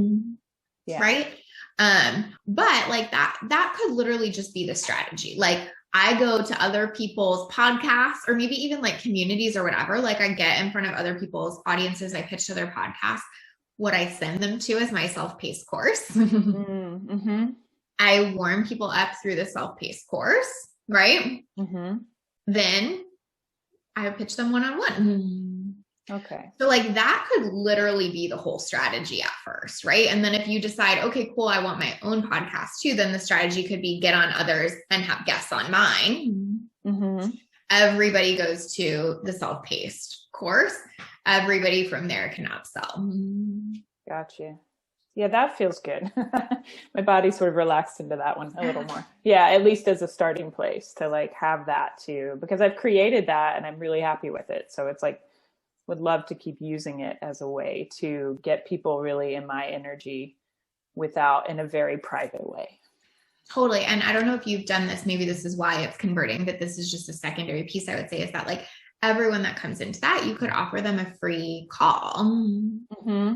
So then they get to experience what it's like to work with you. So we're doing that slow burn with them. Just get in and learn some stuff. Then we can get on a call together. And then if you want more, we can work together. And so you're really like giving them the whole experience there, right? Yeah. Yeah. And I think that too is because when I offer free calls, or I mention my discovery calls often in my other things I'm doing now. But again, I feel like it's such a leap from just seeing me online to even stepping into a free call. I think it's just such an intimate and vulnerable area. So yeah. I like that they would experience that before they even really get that offer. Totally. Exactly. And it's so funny, right? Because Emily's like, wait, you have a course? I need it. Right? Like it's so helpful to see that sometimes we just haven't been saying it. Okay. Yeah. Right. So that's another thing here too, that's helpful strategy wise, is to have that one thing you lead people to over and over again. Mm-hmm. Right. So it's sort of like we were talking about with Charlene, where it's like, if she just leads everyone into that group program, the upsells work themselves out, but forward facing, she's just talking about her group program. Right. Yeah. Yeah. So for you, it's almost the same. Forward facing, it's just like, get into the self-paced course, get in this course. I go on this podcast. I tell you, get in my course. I, do a masterclass or something. I tell you, get in the course. Like every road leads to the course, right? Mm-hmm. Everyone that goes to the course gets an invite to a call, and every call leads to one-on-one. Gotcha. Yeah, that feels really good. Okay. So when we're talking about system, like that's really what we mean. Like that's just the system I'm working people through. And then when we're talking about solve, again, you'll be able to see, what do I need to solve here? Like, okay, wow, everyone's getting into the course, but not as many people are taking me up on calls. They might be freaked out. What can I solve for there? Mm-hmm. Or like everyone's getting in the course, taking me up on calls, but they're not converting. I wonder what their objection is. Let me solve for that. And like, you get to keep solving the right pieces at each point. Okay. But you have a system, so you know it's working, right? Yeah, that feels so much easier already for me to imagine tracking a little more like what is and isn't working, because in the social media worlds, it's just felt like I can't tell because engagement is so tricky in this. So totally. And like, it also gives you something to like kind of do with the Facebook group and the Instagram, is like go in the Facebook group and be like, hi, get in my course. Yeah. Right. Yeah. Actually, when I was promoting it, it was one of my most consistent times, and it felt so good. It reminded me, I'd watched a live where you were talking about creating the container for your inspiration. And so it's like, I just had such a very specific container for showing up. And so that feels exciting too, to get back into that flow if I have this very specific, thing I'm sharing about. I love that. And I think it also feels like you can really, you can context that for your audience, meaning like what you just said is like, hey, I know it's tricky to just get on the phone with an intimacy coach. Hey, I know it's tricky to just dive into this. So the only thing I want you to do is start here. And then you really get to feel like this expert too, where you're like, I get how hard all of this is, and I get you, which is why I made you this thing. Right? So it gives you the container. It helps you show up as an expert. It helps them feel really held in that journey, where like, they're not like, oh, should I do this? Should I do that? Should I get on a call? Do I need one-on-one? And then I freeze, right? It's like, oh, yeah, like everything Kendra says is just get in the course. Yeah. So then it makes it easy for them to start seeing what to do. So sometimes it's like when we're confused, our audience is confused, right? And when we get like super locked in, our audience is like, oh yeah, I would just get in her course. Yeah. Right? Yeah. So good. Okay. Anything else come up for you there? No, I'm excited to implement that. Okay, really so good. everyone go get Kendra's course. Yeah. She can drop the link. Okay, I will. So good. Thank you. Thank you so much. That was so helpful. Thank you for being here. Yeah, thank you. Awesome. Okay, cool. Let's do one more live coaching. I think I'm on schedule. Am I? Yeah. Okay. Deborah, do you want to join me? Is Deborah here? Hello. Hi. How you doing? Hi.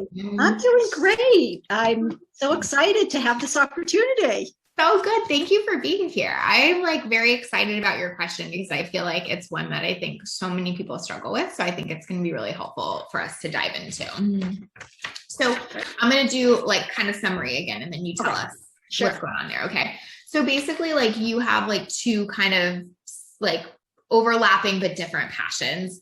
You have this heart for single moms and teaching about parenting, and then also as it relates to finances and financial coaching. And so you have kind of both of those going, but you're kind of feeling like you're swinging all over the place a little bit because you're not sure if you can combine it, if you're going to just be a financial coach, if you're going to be a parenting coach, if you can be both. So you're sort of just trying to figure out like, what's the strategy here? Is that true? That is exactly right.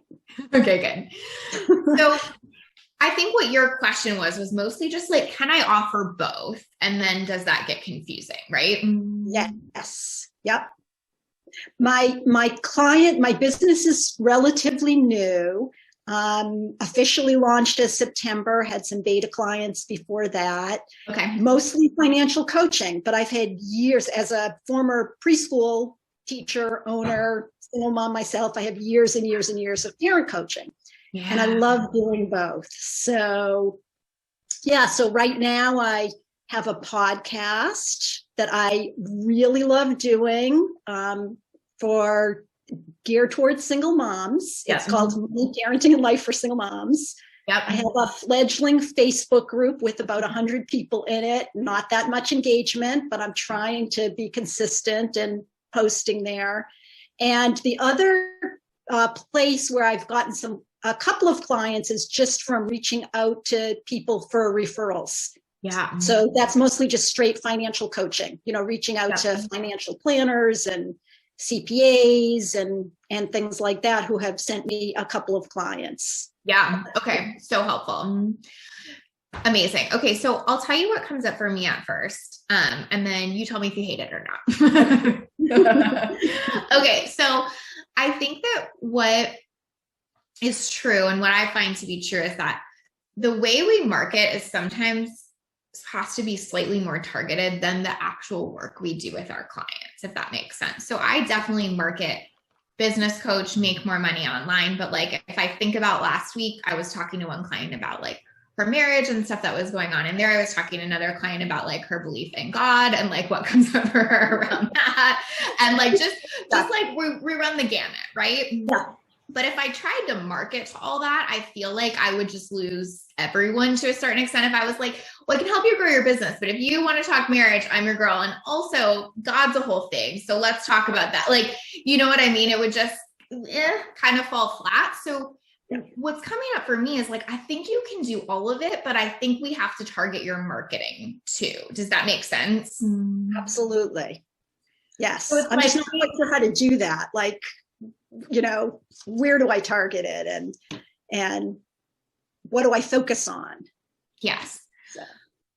You have gotten, tell me if this is correct. I think this is what you were saying though. You have gotten most of your clients from the financial planning sector. I know you also have a big financial independence Facebook group as well, right? I do, but I'm not marketing there. That I started when, sort of like shiny object syndrome. A couple of years ago, I had a podcast for people interested in financial independence over 50. And I just started it to see if there was interest. And I've never really marketed there. And it's grown organically to like 2,500 people. And it's still, very active, but I'm definitely not doing any marketing there, except we have a self-promo Saturday and I'll put something in there. But oh my gosh. So you have this like amazing opportunity sitting there too, right? It's sitting there. Yeah, it's sitting there. Okay. So but it feels a little funny to all of a sudden market there. It would feel, I don't know, like my new Facebook group geared towards single moms, I'm sort of starting out like, this is what I do. Totally. But the other one, I didn't start out that way. And so I sort of, it doesn't feel right to start marketing there. Totally. Okay. Well, I'm about to give you a hard time on that. But Good. Yay. you're gonna get your marketing there. So here's what comes up for me. I think that it totally makes sense to kind of see that like it's an easier yes. And I hate that this is true, but it's true. It's an easier yes to get the financial support because the ROI feels more present, all of that kind of stuff. If I'm a single mama and I'm trying to figure out where to spend my dollars, like on financial help probably feels like I can like stomach it a little bit more than on parenting stuff, even though like I want that so bad, right? Does that feel true? Is that kind of what's happening? Yeah. So it makes sense, right? So I feel like you kind of have the win of like, can I, market to that piece with strong conversations around parenting? Because your podcast is literally called Many Parenting in Life for Single Mamas, right? So you got that. But I think that if you make the problem you solve the financial piece, you can also show how a lot of the parenting work you do maybe helps you. Give me an example. Like I'm not a mom yet, but I imagine like if I figure out some of this parenting stuff, it makes it easier for me to feel like I have the time to, put towards extra stuff here. It makes me feel like I have the brain space to think about my finances. What do you think? And the other way around, if you're not staying up at night worried about your finances, you become a better parent because it's not where all your energy is going. Okay. So I love this. So we can market to the end result of get your finances straight. Yeah. Right. Yeah. But we can talk about how that changes so many of the parenting dynamics. And then when you work with your clients, you're probably going to be having a lot of those different conversations, but that front end marketing and that front end problem you solve is clear. Like the only reason I was talking to my clients about marriage and God and all that is because it does impact how they show up in the business. Right. Yes, for sure. So the reason you're going to talk about parenting is because it does totally impact the finances, but it makes sense to still have that kind of core offer. Does that make sense? Yes. Yes, right? For sure. So I think that makes a ton of sense where you really get to kind of own that end result. And then that's what makes your strategy get easier because you're like, okay, cool. Yes, this makes sense. Now I get to go put it out there for everyone. In terms of like, I'm going to show up in the groups where people are looking for financial support. I'm going to show up on the podcasts that are talking about finances. So it helps you target it. When we feel like our audience could be anywhere, it's really hard to have a strategy. Does that make sense? Yes, absolutely. And I've been feeling like I've been throwing a bunch of stuff at the wall, trying to see what sticks rather than that's why I'm here, rather than having a coherent strategy. So if we know the problem we solve is finances, then the coherent strategy is present because then we show up in those places, right? Which leads me to your Facebook group where that's part of it. But I think that you don't have to like run in there and be like, hey, now I'm selling something. I think you get to take them on the journey with you, right? I think you get to help them understand that. Like what I always say to my clients is control the narrative. Yeah. Right. Yeah. So if you just jump in there and sell, then you didn't really control the narrative. They're like, oh, where's that coming from? But if you jump in there and go, hey, I started this group for this reason years ago. Here's what happened with it. Here's how my journey has evolved now. Here's what's actually going on for me. Here's what I'm selling now. Let me know if you're interested. You're going to see that a lot more in the group. You've totally controlled that narrative and helped them understand the context there, right? I actually never thought of doing that. I mean, that's a great idea. Yeah. Just and sort of like get invested in telling my arc, my journey to where I am. Yeah, totally. It's like what Patricia was saying at the beginning, like people want her value, but they're so interested in her story and her behind the scenes and her transformation. Like, I think that's just how we connect as humans. So being able to like help them see that, like, that's when I'm like, oh my God, I want to refer someone to Deborah. Oh my gosh, like I want to hire her. Like that makes so much sense versus like, what does she think she's doing in here selling now? Right. Right.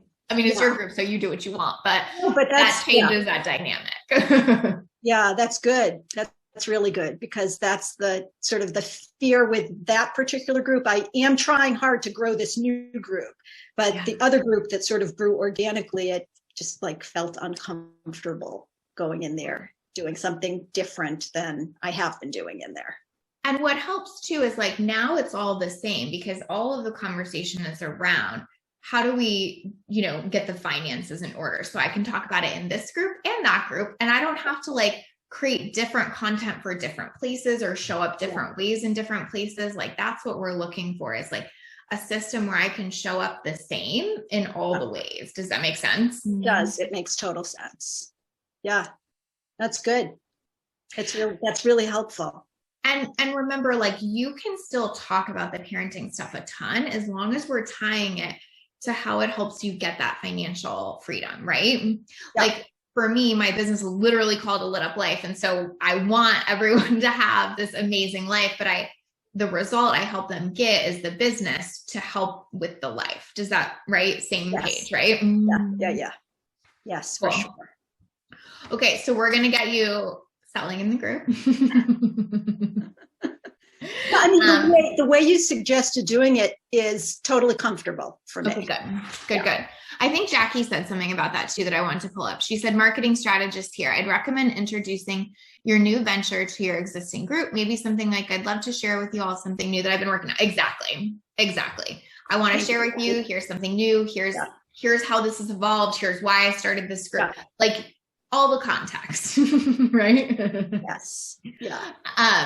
And so then what you want to figure out from there is, where else can I go to find these similar audiences? So basically, like we were talking about with everyone else, like, there's the content I'm putting out in my spaces, and then there's content I'm putting in other spaces. So, I mean, I think the thing that makes the most sense is pitching yourself to other podcasts that are related to the financial piece, and then having guests on yours that are then sharing it. Yep.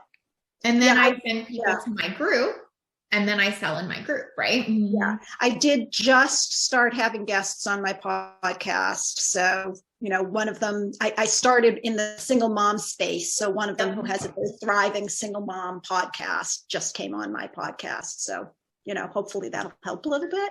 Totally. And you can pitch yourself to the single mom stuff too, but it's just with the frame of financial freedom. Does that make sense? So, so you win either way. Yes. Yep. Like, I'm going on a financial freedom podcast to talk about single moms, or I'm going on a single moms podcast to talk about financial freedom. Right? Yes. Yeah, for sure. So good. I love this. I think that it's so funny because, you're so much more on the right track than it feels like sometimes. Sometimes you just have to. Yeah. It doesn't feel like it? Is that what you said?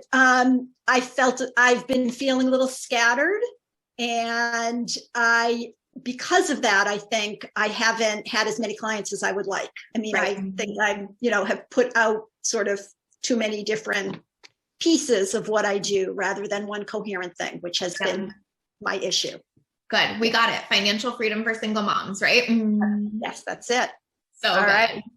Amazing. So excited for you. So much. You're very, very helpful. This was so helpful. Thank you. Beautiful. We had one question that I did want to answer. It was in regards to Kendra's, which is, does it matter if the course is free or a small fee? That's a great question. Ultimately, I don't think it matters. I will say that I think that if it's a small fee, you're going to get less people, but they're going to be more likely to convert. If it's free, you're probably going to get more people and have just a slightly smaller conversion rate. So it kind of just depends on what you want for your business. It's almost like, how we were talking about with Charlene, like, what's your business model? Are you a 10-seat bar? Are you this? Are you that? Right? Like, do you want less people in the course, but like a higher conversion rate, more people, lower? Really doesn't matter either way, but both can work just as well. Patricia, I think you absolutely need to do that. I thought that's what you were doing. like, what? I know, because it's like you want to go to other podcasts, but all my connections are business coaching. I'm like, I have the wrong strategy. I'm like, go through accounting, and I get to do both. Totally.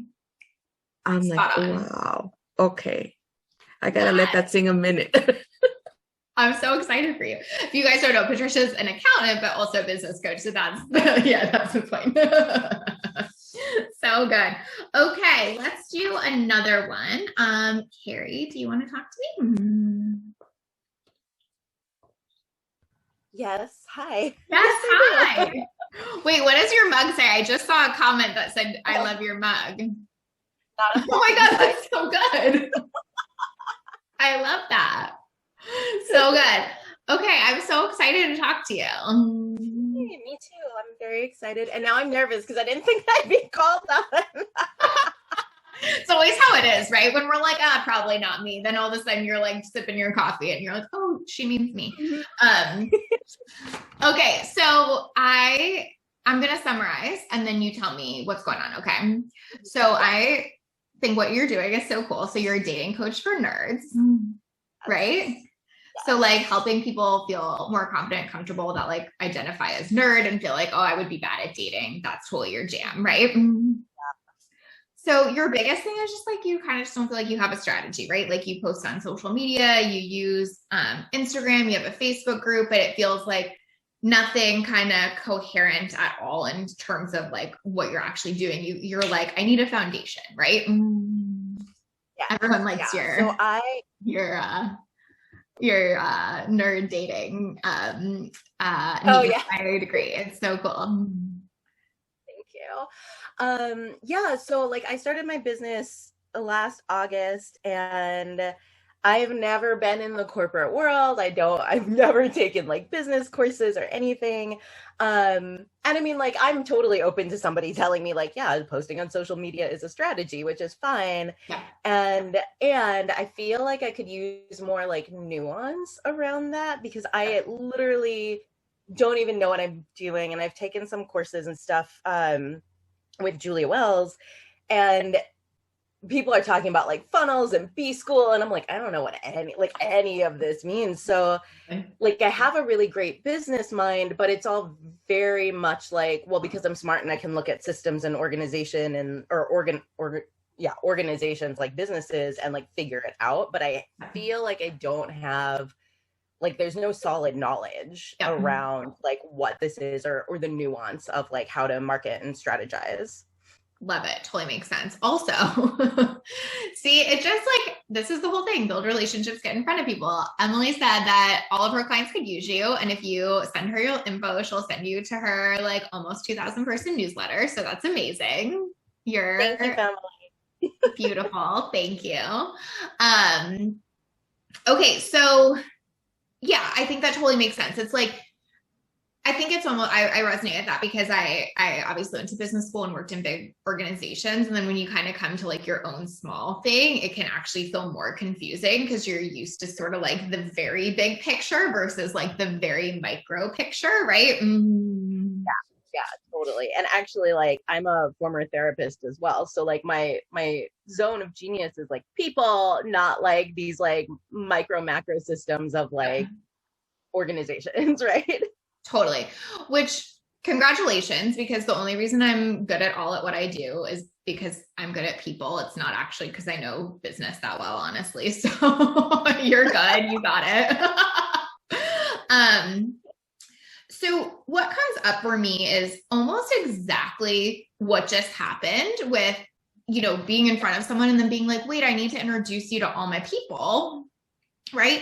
Is when you're just posting on your social, that dynamic is so much harder to make happen versus when you're getting out there and building relationships with communities that already exist, it's so much easier to make happen, right? And so I feel like that's almost the first strategy I would think about. I mean, obviously you want to be consistent on yours, because then if we go out and get other people to come in, we want them to come to your Instagram and see something, right?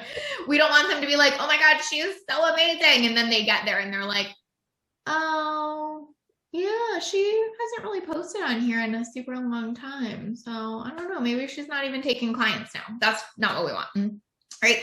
So you definitely want to be super consistent on your page, but then it feels like there's an intentional reason to do that, which is because I'm going out and getting other people and bringing them back here. Right. Yeah, and I'm really consistent. I post on social like every Monday through Friday, and I've actually been posting more, and like more than once a day.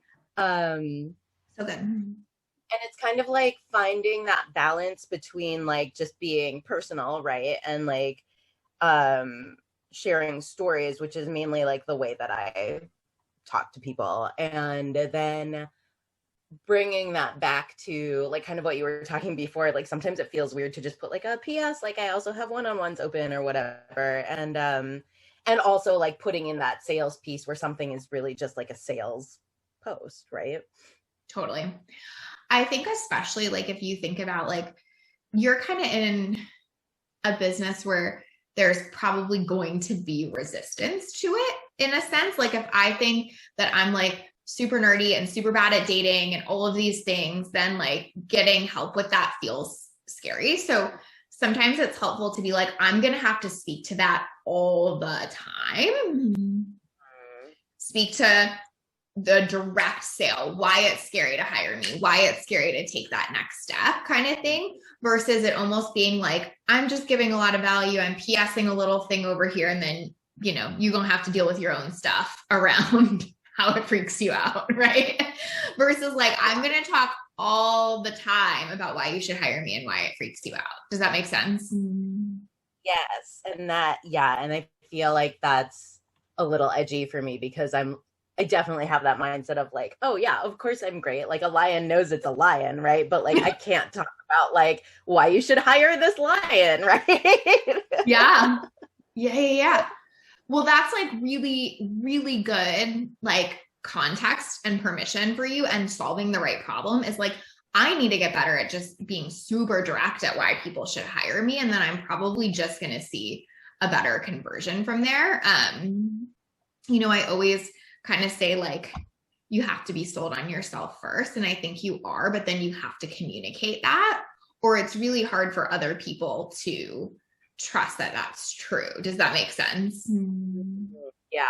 And being very vocal about like why like people hiring me, because I mean honestly, like Lacey, and this is why I'm like, oh, I need like a little bit more strategy to feel more grounded. Like I'm just gonna brag, but like I hit my first $10,000 month by like March 11th, so like something's working. I just don't know what's working. So Something's working. Something's working. I don't know what it is. Tell me what, like, how are they finding you? What was working about that? Like, or is it just like they randomly find me, but every time I get someone on the call, they convert, but I got to figure out the front end more. I think so. Like it's either friends or like friends of friends. So like people who find me through other people, like that's really like what it's been. Yes. Okay. This totally makes sense. Perfect. You can just apply that online, right? So it's basically like, how do I just get in other places and other communities? Like, you know, can I get in front of Emily's email list, right? Hi. Can I, you know, ask if I can like do a masterclass for someone else's community? Can I pitch to other podcasts? Like what you're seeing works. And I just want to like frame this up because it's so important. What works is when people get in a relationship with you, they want to refer you or buy from you. Yeah. Mm-hmm. Yeah. Welcome to the easiest business ever when that's true. Like I have this like super solid belief in my business that if someone gets on the phone with me, they want to hire me. So in a sense, my strategy is so easy. I just go out, get people that want to get on the phone with me, and then I get hired. I mean, that's how simple it can be. And again, the online space makes it like so complicated, right? So for you, it's more like, how do I start just getting out in front of other people's audiences more? Because when people come to me, they want to convert. Now, I think in terms of, we mentioned funnels earlier and stuff like that. I think it's more like, where are we sending them once they come to you so they can warm up? Like what do you do for that now? I know you mentioned you know, it just feels kind of random. I feel like you said, or maybe I'm making this up, but I feel like you said you had a lead magnet, but I can't remember. I do actually have a lead magnet that's kind of new-ish, because normally, so IG is just kind of like into like either one-on-ones or my Facebook group, and then my Facebook group leads into like email list, which I never use. But I do now have a lead magnet.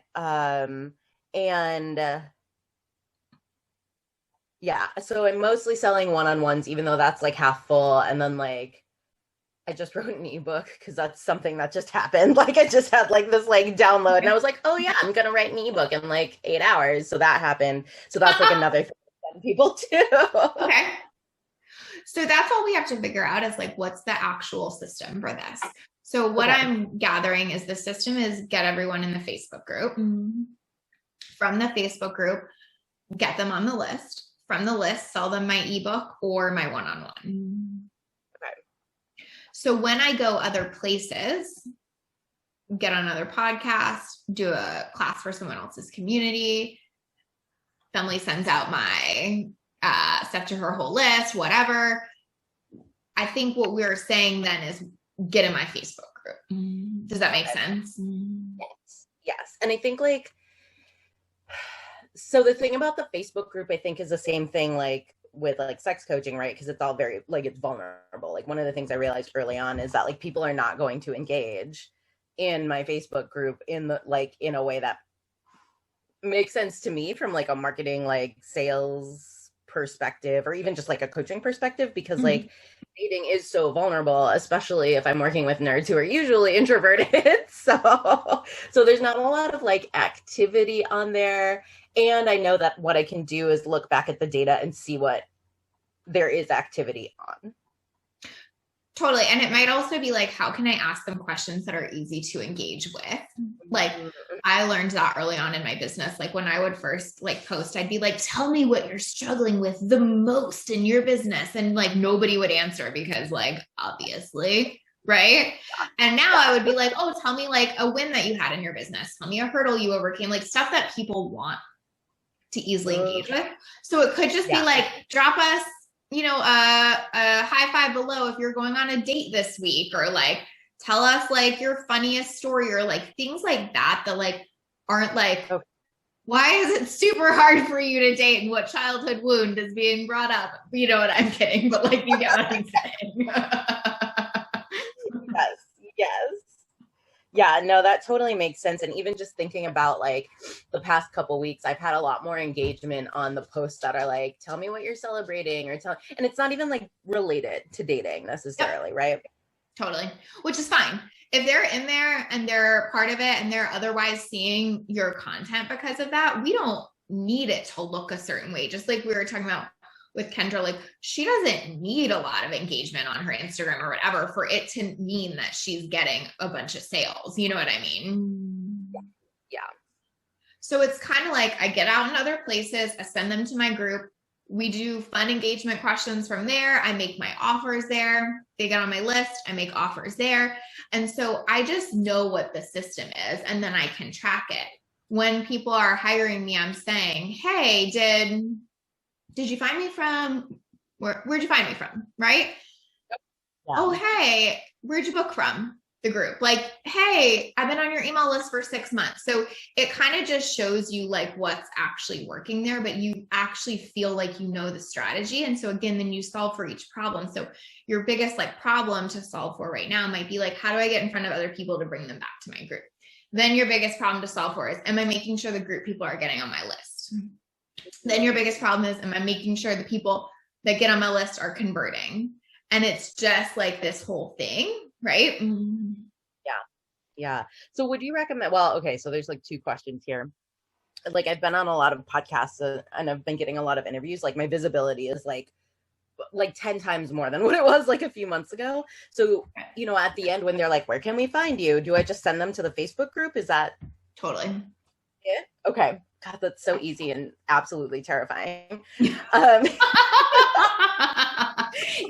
And that way, like all roads lead to the same place. Like what's hard is that if I were to go on a bunch of different ones and like one I sent to my Instagram, one I sent to my group, one I sent to my list, like I never really get the system going. Yeah. I usually send them to all of them, which is super overwhelming, I'm sure.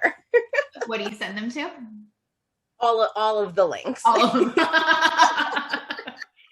And just remember, if they get one place, they can find you others. Like if they get in your Facebook group, they're going to be able to find you on Instagram if they want to follow you there. Or what. Like we don't have to be like that. Like go everywhere. But it also really, this is kind of like a thing that I really notice is like the more we can just give our audience one thing to do, the safer they kind of start to feel with us, because it really feels like we're holding them and like bringing them through a journey versus it feels like we're just like throwing stuff at them. And what they want to feel from you if they're going to work with you on something vulnerable and intense and whatever is to feel like really held through the process, right? Yeah. And having that just one place does that. Yep. Cool. And the expert kind of, right? It's like expert vibes. When you're like, I just want you to get in my Facebook group, like you're like, this is the best thing you could do, versus like when you're like, well, you could go here and then you could also go here, but like you could go here too. Like it's not expert vibe kind of thing. I mean, although it's cool that we have a lot of things, it's not like this is going to be the best place for you to come right now, right? Yeah. So even on like my IG, I should just send everyone to the Facebook. Okay. Yeah. Okay. I mean, you can sell there too. Don't get me wrong. I'm not saying don't ever sell, right? But like, yes, that would be like, hey, if you're here and you're not in the Facebook group, you've got to get in our Facebook group. Like really making that a whole thing, right? Yeah. And then my other question is, so I guess I should probably start sending out regular emails to my email list. Yeah. Okay. And again, strategy there too. It's just like, cool, like I'm sending them through this thing and then I'm building the relationship with them there through my consistent emails, right? Yeah. And like, what do you recommend in terms of like content and like how many times I send that out? What I would say is kind of what I was saying with Patricia is like same. Like you could even just be repurposing content that you're using other places, or if you were on a podcast, send it to your email newsletter. Like it doesn't all need to be different. It can really be similar. And even if it's just once a week, or even if it's, twice a month or whatever, it's not really about the frequency as much as it is about the consistency, right? Yeah. No, that totally makes sense. So good. So you go out, you bring people in, we get them in the group, get them on your list, get them converting, and then you have this system that you can see where you need to solve for things. Feel good?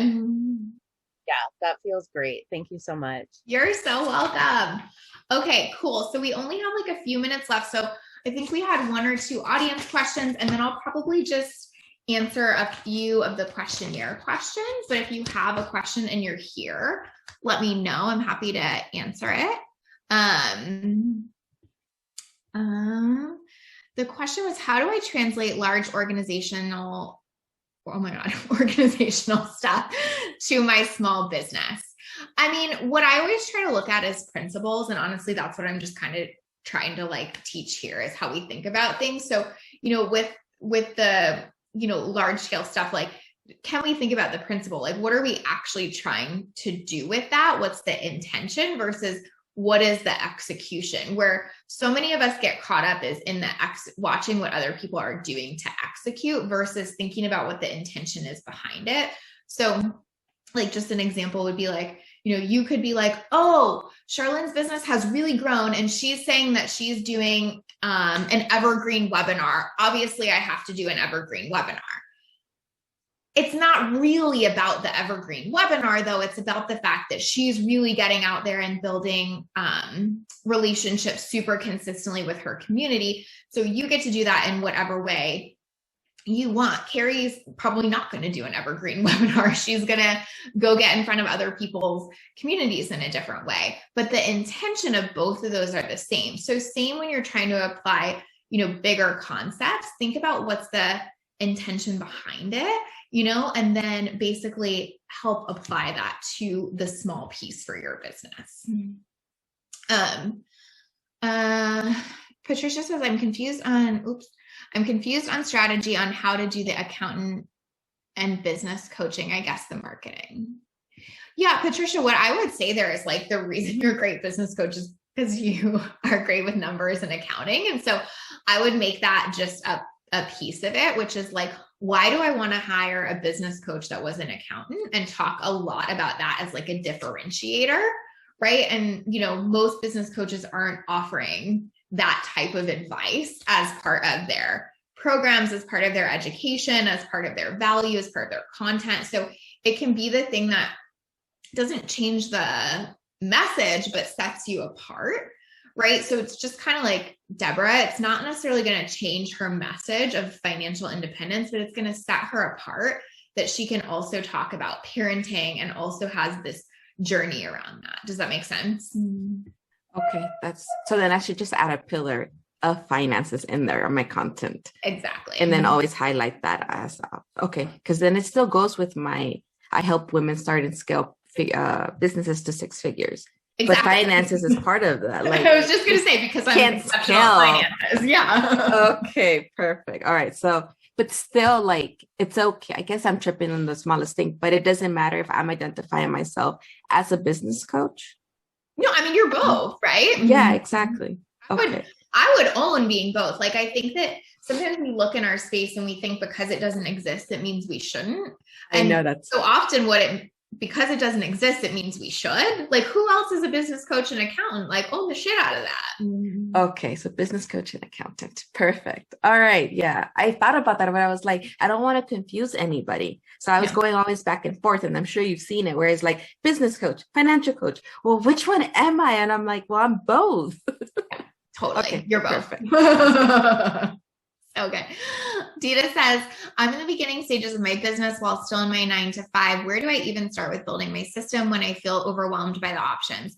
I mean, the first thing I would say is it's like a little bit more of a mindset thing, but I think you can see from today, which is like, just know that every option works if you stack it, systematize, and solve for the right thing. So every single person that we talk to has a slightly different strategy. It kind of like literally doesn't matter as long as you pick one, it makes sense for your audience, and you systematize it and work it over time. So I would just pick which one is the easiest for you to execute on. So like if you're someone, I'm just making this up, I don't know, but like that loves Instagram, already spends a ton of time on Instagram, just likes being there, is super consistent there naturally, that might be your thing. Cool. How do I just build my following there? How do I engage there? How do I do that? And then, you know, how am I sending them to take the next step with me? Whether it's any of these things, what did we talk about? Like a podcast, a course, a webinar, an opt-in, any of those things, and then making the pitch from there. So I'm picking my platform and building the relationship. I'm making the offer, and I'm doing it all consistently. But again, any strategy works if you work it, right? But picking one is the ultimate thing, but you just kind of remembering you can't get it wrong, and you can stack other ones over time. So, you know, if you pick Facebook group right now, you're not picking, you know, whatever, Instagram, you're just getting one working really well so you can stack another. So you're not like even really having to decide between them. You're just deciding which one to start with. And the one I would start with is the one that you're already enjoying the most, already kind of, you know, having the most consistency on, and then that will translate. Allison says, so if I'm working on IG before getting on cool new platforms like TikTok and Clubhouse, I need to master IG to know what's working. Just ignore all the pressure to get on everything. Yes. That's basically the gist. Once you have something that's working really well, again, you can apply it other places. But it's kind of just like, if I'm everywhere, I'm probably doing everything kind of half well. If I'm one place first and I do it really well, then it's easier to add all the other things. And like I was just saying, it's not that you're not picking that. It's not like you're like, I'm never getting on Clubhouse. You're like, I'm going to master this one thing I'm doing for, 90 days, and then I'll think about the rest. But all that pressure is just noise, and it's going to slow you down. What really speeds you up is getting one strategy working really well first and then applying it.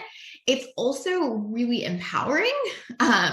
One of the things I've loved the most in my business is like when I got full, I think, and took my business to multiple six figures, all I had done that through was Facebook. And so being at multiple six figures and knowing that I had all of these options in my back pocket to explore, to scale from there, was really empowering, versus if I had gotten to six figures doing 30 things when I was trying to scale, I would have felt a lot less empowered and more overwhelmed. Like, well, what else am I supposed to do? Because I'm already doing all of these things. But keeping cards in your back pocket that you can pull out when you're ready is like the best strategy and so much more empowering. Yep. Emily says, I have an IG course on that. Not kidding. One thing well first. Exactly. Charlene says, this is how I market myself to Patricia. I'm a dietitian and I coach dietitians, which sets me apart from other business coaches. Love it. Exactly. Like you are a business coach and a dietitian and you don't kind of shy away from that, right? So good. Is it better to send people to a Facebook group first and then from there send them to your email list, or first send them to your email list and then to a Facebook group? Since Facebook group can take the audience away at any time, but no one can take your email list away. I mean, I think there's like a lot of conversation around that. I just never think about it like that. I really try to never kind of get in that place of like, oh my God, it could get taken away. Because I think that's just an easy like spiral to go into. I would say it really just depends on where you want to show up and communicate more. If you love writing, like I have a client who loves writing to her email list, like favorite part about her business. So we do send people right to her email list because that's where she's most active, most engaged, really good at building relationships and really consistent. For me, I love the Facebook group more than the email list. And so that's where I'm like way more consistent, engaged, all those kind of things. So I don't think there's a right answer there. I think that there's more of like a, like a, what fits you and your business, both work kind of thing. Okay. Cool. Shari says, I'd love to hear how you think about pricing in the coaching space. One thing that came up for, oh, by the way, if y'all have to go, I just realized we're over time. I'm happy to stay and answer the rest of these, but if you have to jump off, we'll send out the recording. So no worries. I don't want to take up your whole Saturday, and I appreciate you being here and spending the time. If you want to stay, by all means stay. But anyway, don't feel like you're like, I kind of need to go. Okay. One thing that came up with my Done With You hybrid launch support service last year was either needing to streamline delivery so I could serve more people or increasing pricing. I decided to increase pricing there so I could keep my client list small. But as I'm thinking through starting a coaching offer, I'm feeling the tension between wanting to scale my business, but not wanting that pricing that's not accessible, especially for newer biz folks. I don't feel it's a money mindset issue, but more of a values alignment preference. Yeah, I mean, I feel like this is not like the most fun answer, Shari, but like, I think that just as you're scaling your business and growing, there's always going to be trade-offs. And by picking one thing, you're kind of not picking another in a sense. Like one thing I've really had to come to kind of grips with in my business is by picking to, focus on just one-on-one and a really small thing. I am kind of saying no to more accessibility. I mean, we've been on a wait list for almost a year, and in some ways that sucks. And I hate that I can't serve more people, but it's the trade-off of getting to do the work and have the business model that I'm most in alignment with. So my advice there would just be like, really figure out which priority feels higher and what you feel most alignment with, that all of us are kind of giving something up to a certain extent. Like, just like Charlene, like if she scales that group, she's giving up being able to be in there every day. And she's giving up like getting to make sure every one of their questions gets answered.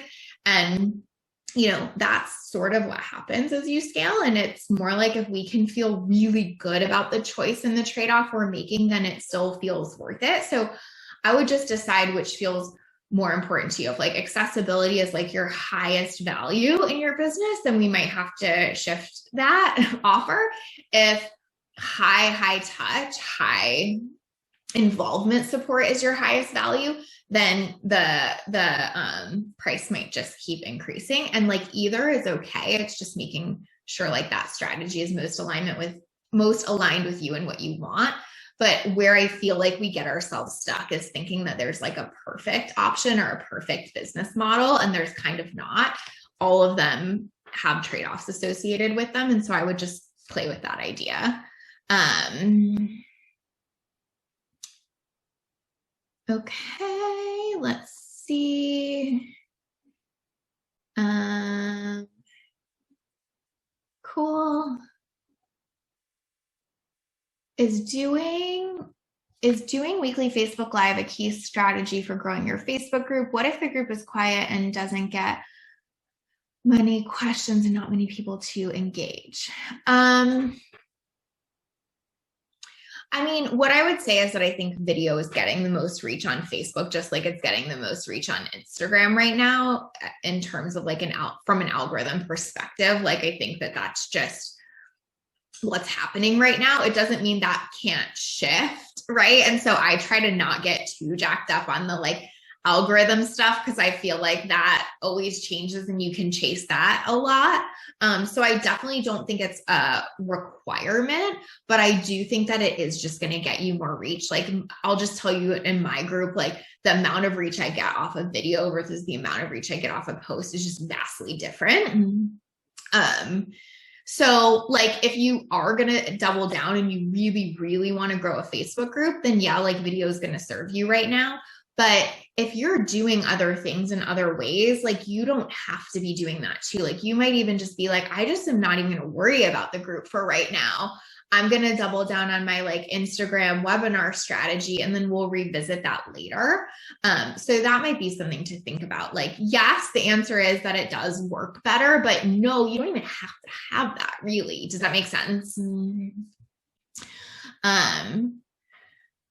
What are your thoughts on marketing by writing a book first and directing everyone to the book? And in the book, I'll say, if you want more, hop on a discovery call with me. I mean, what I would say to that is I would just remember that everything takes time, energy, and effort.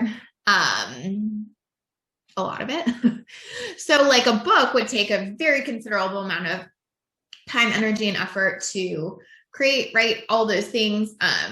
So just make sure that that's the strategy you feel good about, and that you feel like you have an audience that's ready to read that for the amount of time you're kind of putting into that. I have had clients do that. I usually would recommend they wait until they've grown their audience a little bit more, just so the value exchange is there, where like if you spend months and months writing something and then haven't grown the audience for it in favor of writing it, you're kind of really extending the timeline, if that makes sense. So yes, that works as a strategy, but I would definitely say it's a strategy that's probably like ideally for when you have an audience that you know is kind of ready and waiting for that, if that makes sense. Okay. Let's see. One of the places I feel most stuck is around coming up with a strategy for following up with clients, either after free calls or after sales calls. Can you share your thoughts around this and any tips on creating a strategy that feels good? Yes. So basically, like, I really believe, like, whatever that saying is, like, the fortune is in the follow-up. I think that, especially for the kind of services that so many of us are offering that are like high touch, done with you, done for you, coaching, that kind of stuff, like having someone that's willing to follow up with you is such a big deal. One of my clients, I'm going to tell you two really quick stories. I promise they'll be short. But one of my clients was just hiring an OBM, and she had interviewed 3. And she basically was like, I'm going to wait and see who does a really good job following up with me, and then I'm going to decide who to hire from there, because she wanted to make sure it was going to be someone that really cared and that wanted to pay attention to detail and that wanted to do that, which totally makes sense. It kind of, what I always think about is how I'm showing up on the front end is a big indicator for that potential client of how I'll show up on the back end. Right. So if I'm like not at all willing to follow up, I feel like that potential client is making an assumption of what it's going to be like on the back end from me. Right. And then another one of my clients, she just did follow up with like someone basically didn't hear from them the whole time. She was on her 5th follow-up, had never gotten a response this whole time. And the woman responded on the 5th follow-up and was like, yep, I want to hire you. Sorry, I've been like out of the loop. I'll pay today, paid and took care of it. So the way I teach my clients to think about follow-ups is just think about it's a system in your business that you follow. Where I feel like people get really stressed with follow-ups is they try to apply it to each individual person. They're like, well, should I follow up with Deborah because I followed up with her twice and she didn't answer. And I think on the call, she said this, and maybe I shouldn't because of that. No, none of that. It's just like, well, yes, I'll follow up with Deborah because I always follow up at least 6 times, no matter what. So it removes the like intensity and personal, like meaning that we put behind things. And it's just like, so I always follow up. The stat says that 80% of sales are closed after the 5th follow-up. So I just always follow up 6 times. And maybe even more than that until you have a yes or a no, potentially. But it's just like seeing that as another system in your business versus something that you're individually deciding on. So do you have a follow-up system in your business? Mine is we just have like an Excel sheet. It's not fancy at all. And if I've been doing sales calls Fridays, I would just follow up on them. Super simple, but it's not that decision fatigue that comes from it. It's just really staying on top of it and making it a process. And that's how it starts to feel good too, because it just feels like the win is in following your own system and process versus the win is in being like, but does that person want me to, or do they not? Or right? And I would just always remember, like, if someone wants you to stop following up, they can just tell you no. Like, I always try to remember there's like an empowered adult on the other side of that conversation. And if they don't want an email from me, they can just say no, right? Usually what I find is if people aren't responding, it's because they do want it and they're still sitting with it. Like, haven't we all done that? Like, you're like, oh, I really want to sign up for that. And then it just kind of like sinks down in your mailbox, and then someone follows up again and you're like, oh yes, I really want that, but I don't know. Like, so the more you do that, the more you're staying top of mind and the more likely you are to get the sale. Okay, cool. Jackie says, I've shared my job posting for my team's first client-facing Facebook ads manager. Yay, Jackie. And I didn't get too many qualified leads. I did have one promising candidate and we had a great interview yesterday. I would definitely feel comfortable hiring her because I felt like we got along and she reminds me of myself earlier in my journey, but I'm worried I should share the posting in more places and wait to interview more people. Thoughts? No, I would definitely hire her. Because that's how you'll figure out if it works or not. Like, it's almost like we can try to like make sure we get it perfect sometimes, or we can be like, cool, this seems like a good fit. Let's find out. Right. And be willing to maybe have it not be true. And then you have to deal with that, obviously, but you're like, that's how you'll get it. Like, we always get clarity through action. And so if she seems like a person you want to hire, I wouldn't feel like you had to put all this pressure on yourself to get so many more candidates. Like, you can trust your gut on that. And then if it doesn't work out, you could always go for more, but like, she's going to teach you stuff no matter what. And it's going to be really helpful for you. So, just notice how we can get into that kind of like, I should be doing it a certain way kind of thing, instead of like, I'll just learn from this. Right. Good. Okay. I think that is about it. Awesome. Okay. I think that's it. So thank you guys so much for being here. So appreciative of you. Remember that you are going to get a worksheet from us, as well as this recording, as well as the slides. That'll probably be later today. Depends on how long this thing takes to upload. Later today or tomorrow, you'll get that from us. The worksheet will walk you through all of those processes. It'll give you examples so you can apply it. And so anytime you're thinking about strategy in your business, you're going to have something to refer back to. We'll also tell you if you do want to come to the next one, which is execution, which is in April. It will tell you how to do that as well.